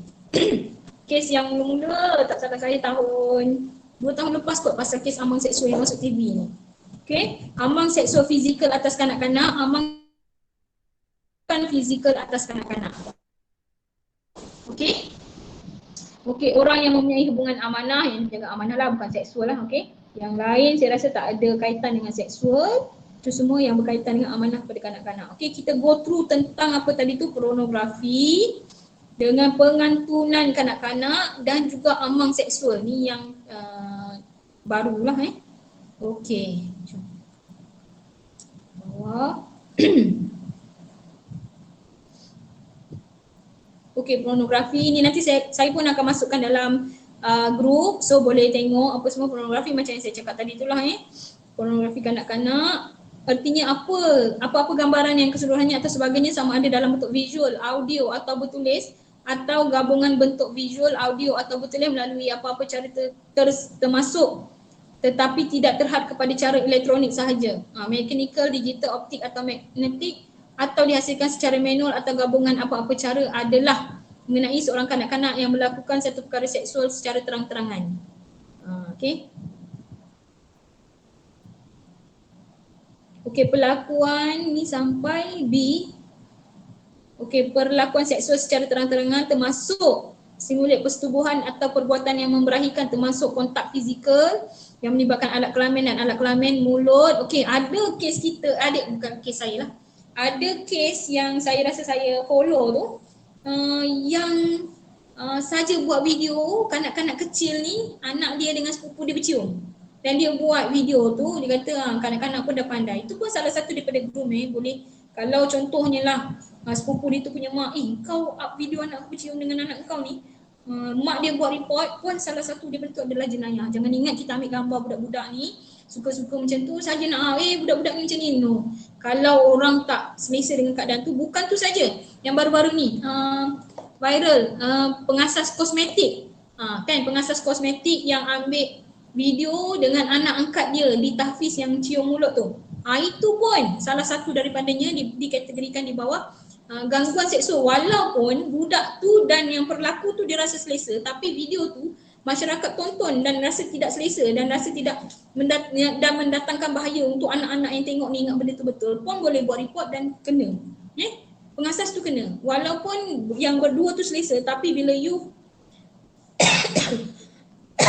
viralkan benda tu, orang yang melihat tidak selesa boleh juga report dan boleh dikenakan tindakan. Itu yang dinamakan secara pornografi lah. Okey, boleh tengok ni. Membuat menghasilkan, nanti boleh go through lah, saya akan bagi ni dalam grup lah Okey, kita pergi pada, saya rasa yang ini saya dah ni, cuma saya nak pergi terus pada amang seksual tu. Mungkin kebanyakan kita tidak familiar dengan perkataan amang seksual tu. Ada yang pernah dengar tak pasal amang seksual ni? Ada yang pernah dengar tak pasal amang seksual ni? Ke tak pernah dengar? Belum pernah dengar. Belum pernah dengar Okey, tak apa, saya nak pergi terus. Okey, sebelum tu saya pergi dulu dekat pengantunan kanak-kanak ni. Pun pengantunan ni ada orang pernah dengar tak tentang kesalahan-kesalahan berhubungan dengan pengantunan kanak-kanak? Tak ada. Okey.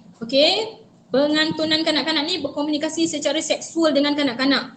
Tertakluk kepada subsection 3. Mana-mana orang yang berkomunikasi secara seksual dengan seorang kanak-kanak atau bahagian 3. Sekejap okey. Okey, berkomunikasi secara seksual dengan kanak-kanak tertakluk kepada subsection 3. Yang ini memang ada dalam akta. Kalau buat boleh dikenakan tindakan undang-undang lah. Kadang-kadang orang tak tahu benda ni. Okey, tertakluk kepada subsection 3, mana-mana yang berkomunikasi secara seksual dengan seorang kanak-kanak atau menggalakkan seorang kanak-kanak untuk berkomunikasi secara seksual. Kita saja je tanya dengan dia, apa yang macam ni, apa tengok video ni, apa rasa nak buat tak adanya, pun satu kesalahan. Kalau kita suruh dia yang berinteraksi di atas kita punya dorongan. Melalui apa cara melakukan suatu kesalahan dan hendaklah apabila disabitkan dihukum dengan pemenjaraan selama tempoh tidak melebihi 3 tahun. Okey, bagi maksud seksyen ini seorang dikatakan berkomunikasi secara seksual jika komunikasi itu atau mana-mana bahagian komunikasi itu adalah berhubungan dengan aktiviti yang bersifat seksual atau mana-mana orang yang munasabah akan berpandangan bahawa mana-mana bahagian komunikasi itu adalah seksual. Okey. Contoh yang senang sekali adalah contoh kes Ain ni. Kan kes yang cikgu dia melawat lucah tu, itu yang cikgu komunikasi terus. Okey, yang A, komunikasi itu mana bahagian komunikasi. Okey, yang kedua ni mana-mana pandangan komunikasi tu termasuk yang tadi tu, menggalakkan seorang kanak-kanak tu. Bila cikgu dah buat macam tu, kawan-kawan pun sama kan, ada yang respon, engkau ni benda tu pun nak kecoh, aku rogol kau kan. Itu pun salah satu daripadanya. Perkataan yang kadang-kadang anak kita tu, anak-anak kita yang kat sekolah ni bercakap sekali, betul. Cikgu tu gurau je engkau ni, kan aku rogol kau betul-betul kan.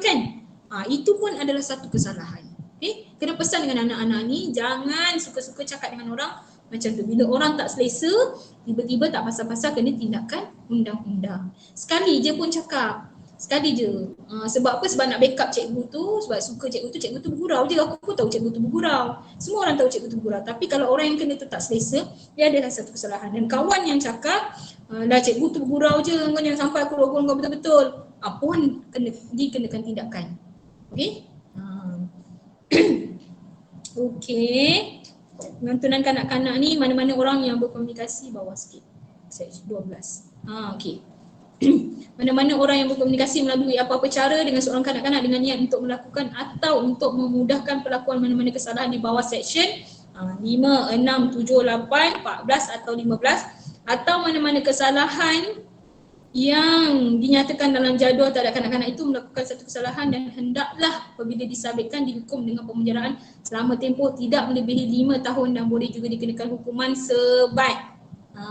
Boleh kena sebat. Jangan ingat kanak-kanak tak ada sebat kanak-kanak pun ada hukuman sebatan. Cuma sekarang ni NGO fight kurangkan sebatan tu ataupun mansuhkan sebatan tu, tapi ada juga lagi bila satu hukuman tu ataupun satu jenayah tu melebihi kepada tahapnya, memang ada sebatan untuk kanak-kanak. Okey. Okey, misalan, dia bagi misalan kat sini. A berkomunikasi dengan Z, seorang kanak-kanak melalui media sosial dengan berpura-pura menjadi seorang remaja dan memupuk hubungan cinta dengan Z dengan niat untuk menggunakan Z dalam pembuatan pornografi kanak-kanak. A tidak pernah berjumpa dengan Z. A berasa bersalah atas kesalahan di bawah section ini. Dia tak pernah jumpa pun, tapi dia buat orang tu, kanak-kanak tu suka kat dia, adore dekat dia sebab dia punya niat nak gambar pornografi budak tu. Okay. Nak cuba ambil gambar, cuba awak bagi saya gambar bogil awak ke apa ke kan. Bila dah sayang, kadang-kadang kanak-kanak ni bila dah sayang, bila dah suka, apa sahaja untuk awak, apa sahaja untuk abang, walaupun dia tak pernah jumpa, tak kenal pun, apa saja. Dan abang pula janji lepas dapat gambar ni abang delete, kan. Lepas dapat video awak ni abang delete, abang seorang je tengok. Janji, abang janji, awak sayang abang kan, abang pun sayang awak, takkanlah abang nak bagi orang lain tengok. Awak kan apa kesayangan abang. Ini kadang-kadang kanak-kanak ni dia dijadikan bahan dengan kata-kata yang macam ni. Sebenarnya kadang-kadang kanak-kanak tu tak tahu pun orang yang dia kenal tu betul ke umurnya sebaya dengan anak-anak tu ataupun tidak. Kadang-kadang rupanya pakcik umur 60 tahun yang mesej tu berlakon jadi budak umur 15 tahun. Kan? Okey. Okey, yang kedua, misalan yang kedua, contohlah A berkomunikasi dengan Z, seorang kanak-kanak melalui email dan menjalinkan hubungan persahabatan dengan Z dengan niat bahawa C dan B, iaitu kawan A boleh merogol Z. A tidak pernah berjumpa dengan Z, A bersalah di atas section ini. Baru-baru ni kita ada kes kawan saya lah, so dia berbincangan dengan kita. Dia tanya, apa pendapat engkau nak buat macam mana ni lah, dia kata perempuan tu lebih tua daripada anak dia yang dekat sekolah ni. Anak dia sekolah lagi umur 15 tahun. Dia pada email dia chatting daripada email. Dia macam menjalinkan hubungan cinta lah dengan remaja lelaki ni. Remaja lelaki ni memang dia kata, bila kita tanya dia kata dia sunyi, tak ada kawan, kat sekolah pun kawan-kawan macam tak ni dengan dia, tak ada makhluk. Tapi bila perempuan ni dia rasa macam perempuan ni jaga dia sangat, sayang dia sangat. Tapi perempuan ni lebih berumur.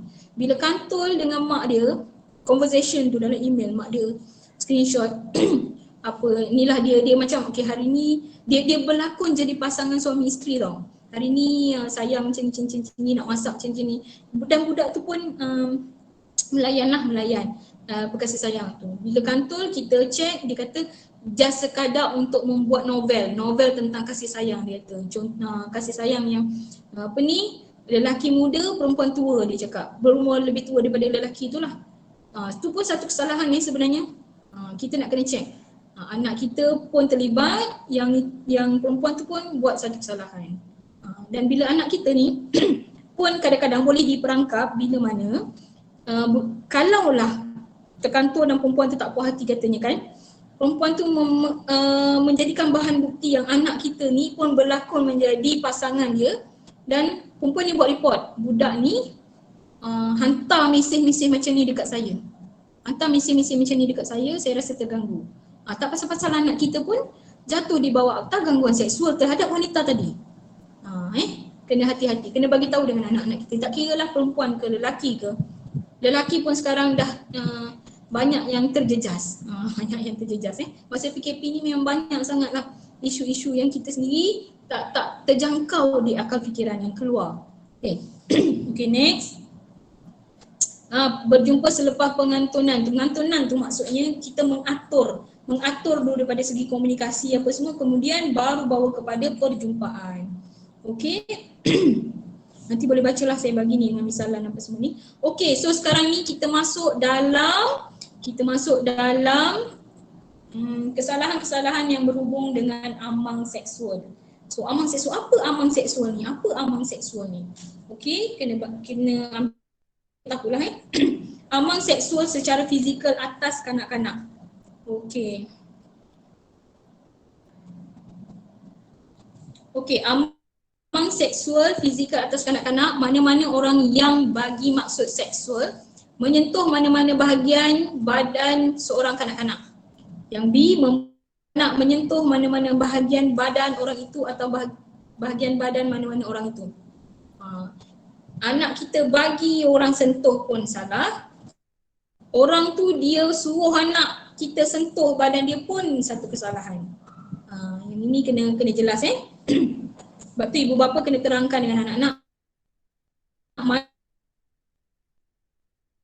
yang boleh tunjuk dekat orang, mana yang tak boleh tunjuk kat orang apa semualah.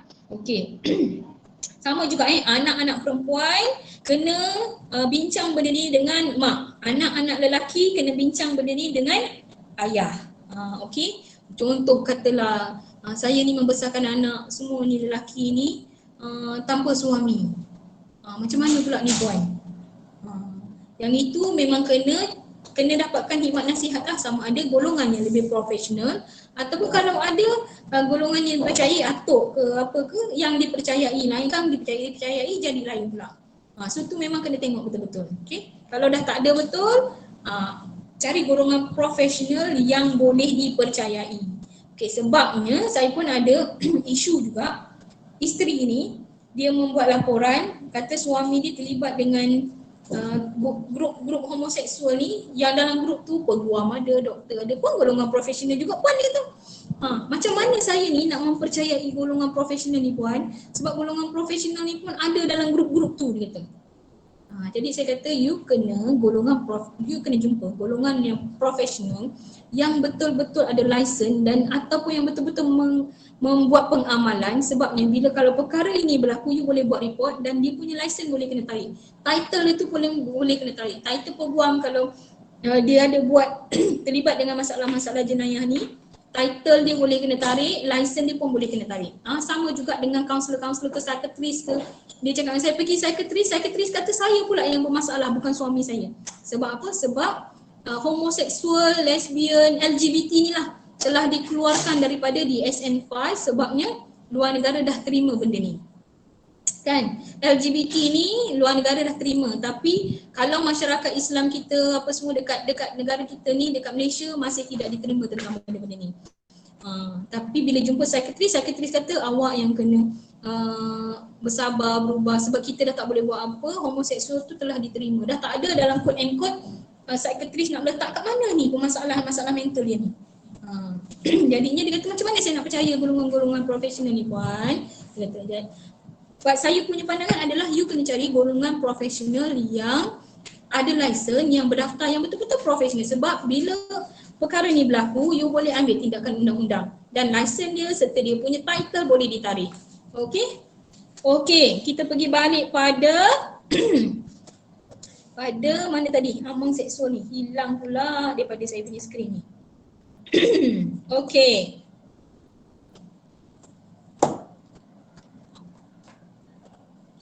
Okey, yang kanak-kanak okey, yang ke-14 tu kita tengok balik.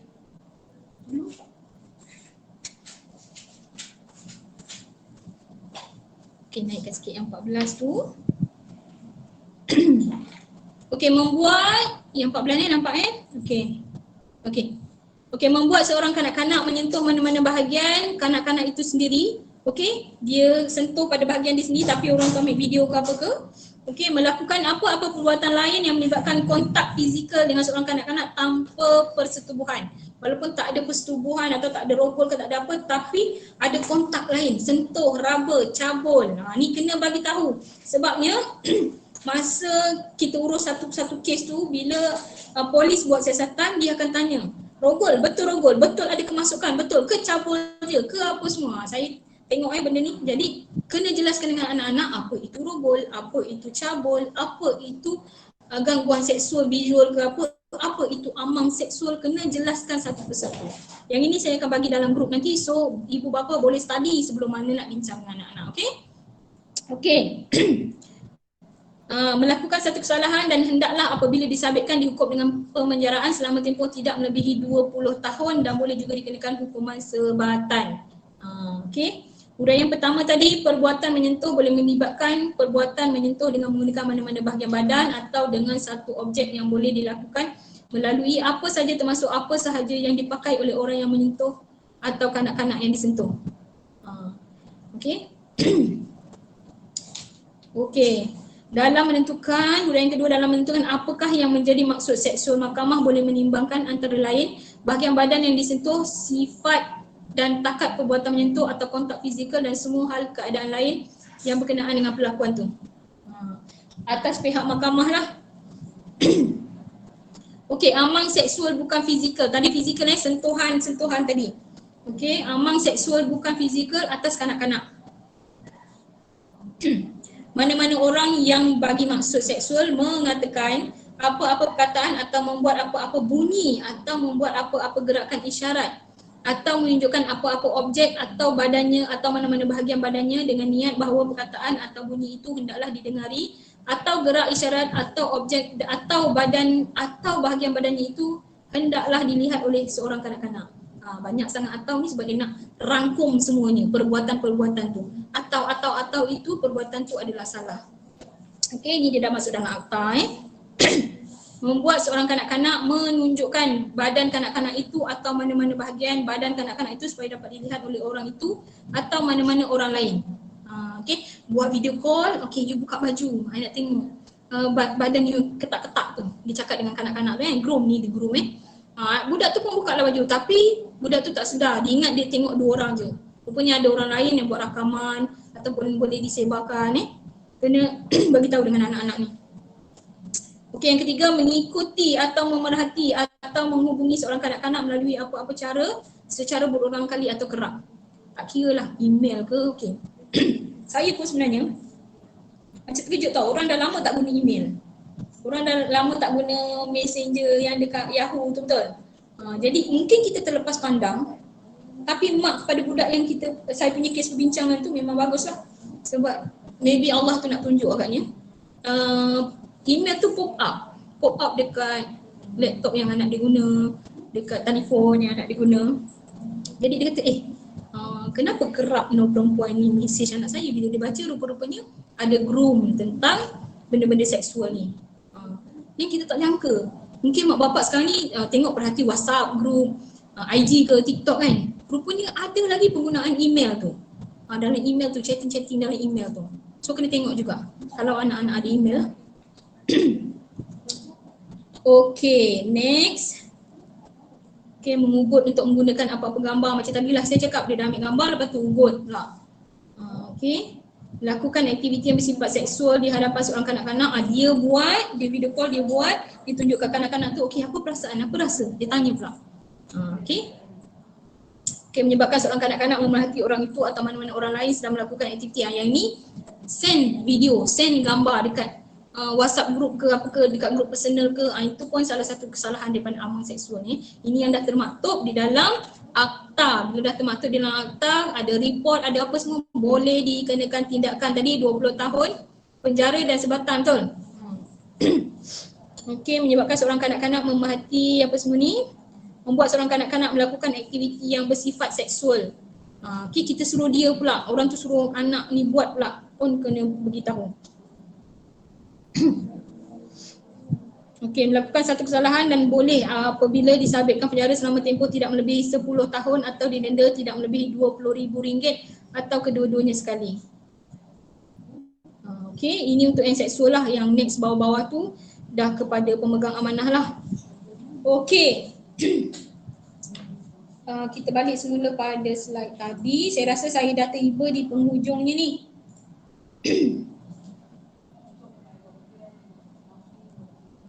Okey. Okey, dan sesungguhnya aku Maha Pengampun bagi orang-orang yang bertaubat, beriman, beramal soleh, kemudian tetap di jalan yang benar. Ini surah Taha ayat 82, boleh bagi tahu dengan anak-anak. Sekali kita dah buat salah, bukan bererti kita tak boleh nak berubah. Okey. Boleh. Kalau kita rasa kita nak berubah, minta tolong. Sebab klien saya yang saya cakap terlibat dengan homoseksual kanak-kanak tu, dia memang rasa dia tidak disayangi oleh mak dengan ayah dia. Mak dengan ayah dia selalu membanding-bandingkan dia dengan abang-abang dia. Selalu membandingkan dia dengan abang-abang dia. Jadi dia mencari hiburan di luar dan orang yang boleh dipercayai, dia kata orang tu boleh dipercayai. Tapi rupanya orang tu groom dia. Dia ingat dia baik dengan orang lelaki, tak ada masalah lah. Dan sekali rupanya baik dengan orang lelaki, groom dia macam tu, groom dia macam ni. Klien saya tu handsome bukan kanak-kanak tu handsome tau. Mungkin sebab itulah yang orang lelaki ni dia tertarik kepada, yang si pemangsa ni dia tertarik pada kanak-kanak ni dan groom kanak-kanak ni menjadi dia punya pasangan lah. Dan anak-anak ni, kanak-kanak ni rasa macam orang tu sayang saya. Saya kadang-kadang saya nak apa je dia bank in duit. Saya boleh beli apa yang saya nak. Mak bapak saya tak boleh bagi. Mak bapak saya tak boleh bagi benda tu. Kita kena tengok. Tapi daripada groom-groom dia tu, okay, you nak apa, you nak beli apa, bagi duit, tapi you bagi I gambar you tanpa baju. Contoh dia tanpa baju je pun. Okay, dia kata bagi. Tapi gambar tu boleh dijadikan, macam tadilah salah satunya adalah ubutan. Mudah-mudah macam tu je lah, bagi gambar je, apa ada hal kan dia tu. Sekali gambar tu juga, kalau you tak nak jumpa I, you tak nak layan I sebarkan gambar ni dekat internet dia tu. Dia budak ni terfikir, alamak, nanti macam mana aku nak ni apa semua. Tak apalah jumpa dah diajar pula buat benda yang bukan-bukan apa semua. Buat video lah apalah pun satu masalah. Kadang-kadang bila kita terjebak sekali dalam hal-hal macam ni, dia akan berlanjutan, berkait-kaitan. Okay? Jadi sebelum terjebak, fikir-fikirkan dulu. Kita kena bagi pendedahan pada anak-anak kita ni. Tapi dan kalaulah anak-anak kita ni dah terlanjur terlibat, terjebak, jangan sampai macam tak ada pengampunan pun bagi dia, tak. Daripada tu kita kena tarik dia, kena tarik balik. Kena tarik. Kalau kita marah dia lagi, kalau kita salahkan dia lagi apa semua, dia akan lagi jauh. Jadi tak apa, dah buat salah, janji nak berubah. Macam anak ni, alhamdulillah setakat ni saya rasa dia masih lagi bersama saya, masih dia akan tanya kalau macam ni. Sebab dia ni sampai tahap dah call kita, dah ada dekat atas bangunan nak terjun. Saya dah stress sangat. Sebab apa? Sebab mak bapak saya marah, tak faham apa semua. Bagi bawa jumpa ustaz-ustazah pun cakap benda yang sama, dosa. Saya tahu benda tu dosa, dia kata. Tapi saya dah terjebak ni, nak buat macam mana? Semua orang salahkan saya macam saya ni hina, dia cakap. Macam dah tak ada ruangan untuk saya ni berubah. Masa dia datang dekat saya tu, sebab mak dia yang bawa, dia memang tak ada insting, dia tak ada ni pun nak berubah.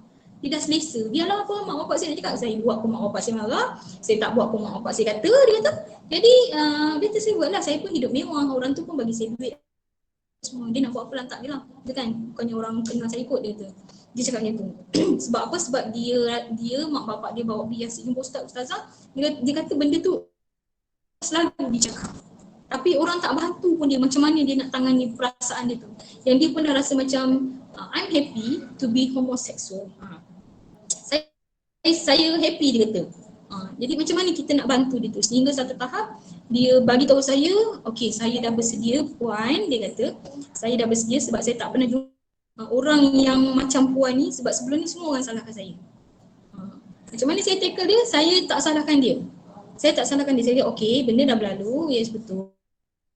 Si awak memang bukan salah.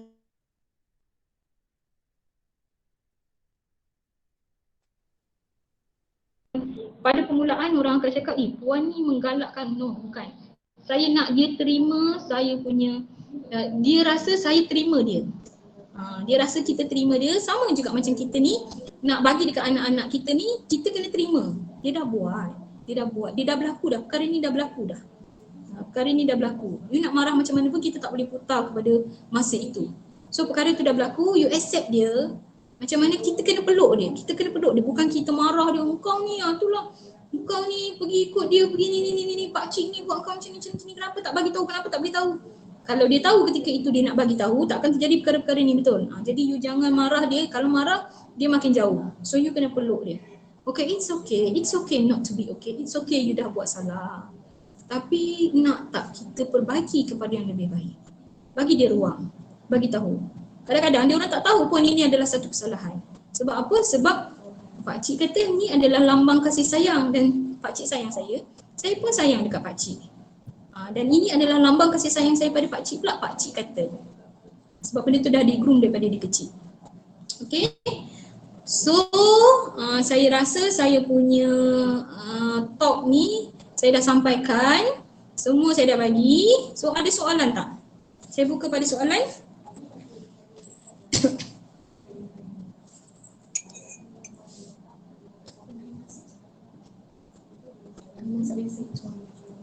Ada soalan?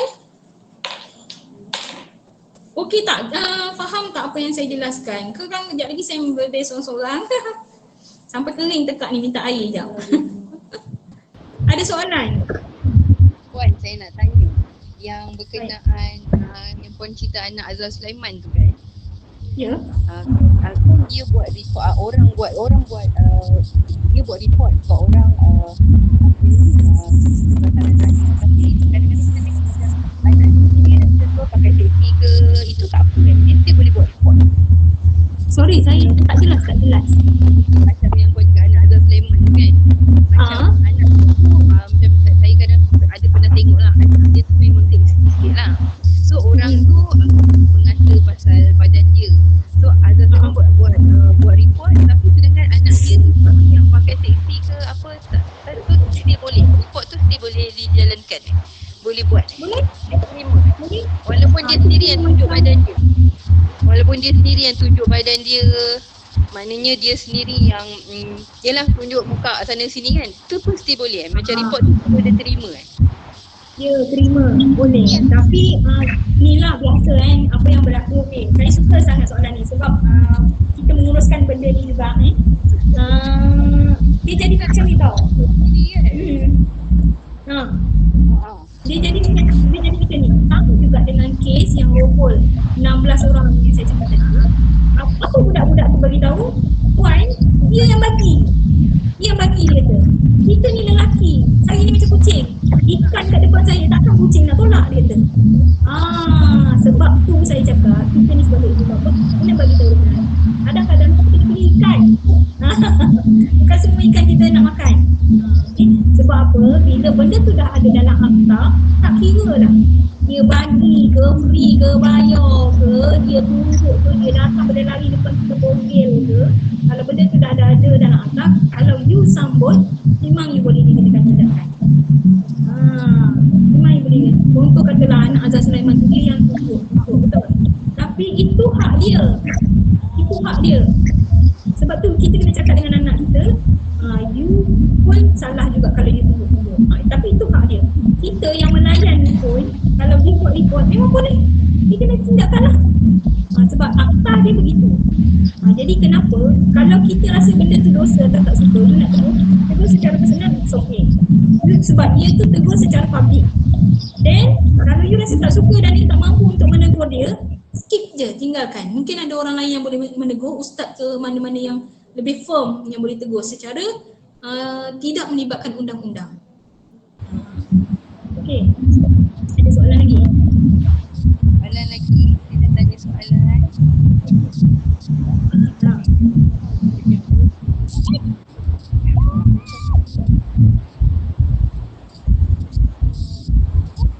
Ada soalan lagi?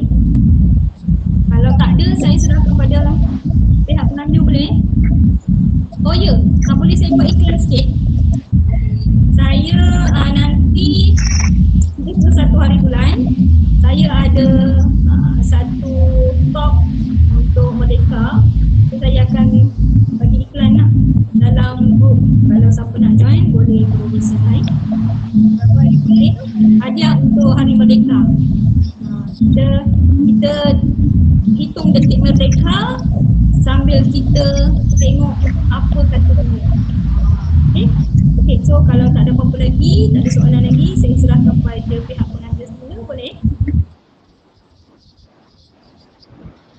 Okey, terima kasih pada Puan Penceramah. Semoga apa yang disampaikan tu dijadikan panduan oleh ibu bapa dan juga manfaat kepada semualah. Okey, sebelum kita tamat, saya menjemput Puan Hajah Norizan untuk beri sepatah dua kata. Dipersilakan Puan. Okey, terima kasih Puan Ni daripada JKM. Assalamualaikum warahmatullahi wabarakatuh. Jadi saya mengambil kesempatan untuk mengucapkan ribuan terima kasih, banyak-banyak terima kasih kepada penceramah jemputan di atas ilmu yang telah diberikan kepada kami semua dan kita mengharapkan agar ilmu dan sesi berkongsi pengalaman ni akan kita dapat gunakan sebagai panduan kita untuk mendidik anak-anak kita pada masa kini lah, sebab kita tahu sekarang ni anak-anak tak macam kita-kita dulu, macam-macam yang mereka dapat dengan gunakan fingertip saja. Gunakan telefon pintar lah, Android apa semua kan. Jadi memang banyak cabaran saya rasa compare dengan ibu bapa zaman dahulu Puan Mariam. Jadi saya mengharapkan agar kerjasama ini kita akan dapat bersama-sama lagi lah dengan Puan dan JKM agar kita dapat berkongsi pengalaman dan pengalaman ini akan membantu kita untuk mendidik anak-anak kita dan menjadikan anak-anak kita anak-anak yang terjaga akhlaknya, insya-Allah. Jadi ribuan terima kasih daripada kami, daripada Majlis Serbana Raya Pasir Gudang di atas ilmu yang telah dikongsikan bersama-sama dengan kami tadi. Dan saya juga mengambil kesempatan kepada semua peserta daripada Taman Pidana, ribuan terima kasih kerana bersama-sama kita tanpa jemu daripada pukul 11.30 sampai dah 1 lebih ni kita tak left. Jadi sangat menarik ilmu yang telah dikongsikan. Itu saja, terima kasih. Assalamualaikum warahmatullahi wabarakatuh. Waalaikumsalam warahmatullahi wabarakatuh. Sebelum kita tutup, boleh tak kita semua pandang kamera? Ada yang gambar tak ada wajah ni, boleh keluarkan wajah dulu kat situ untuk gambar.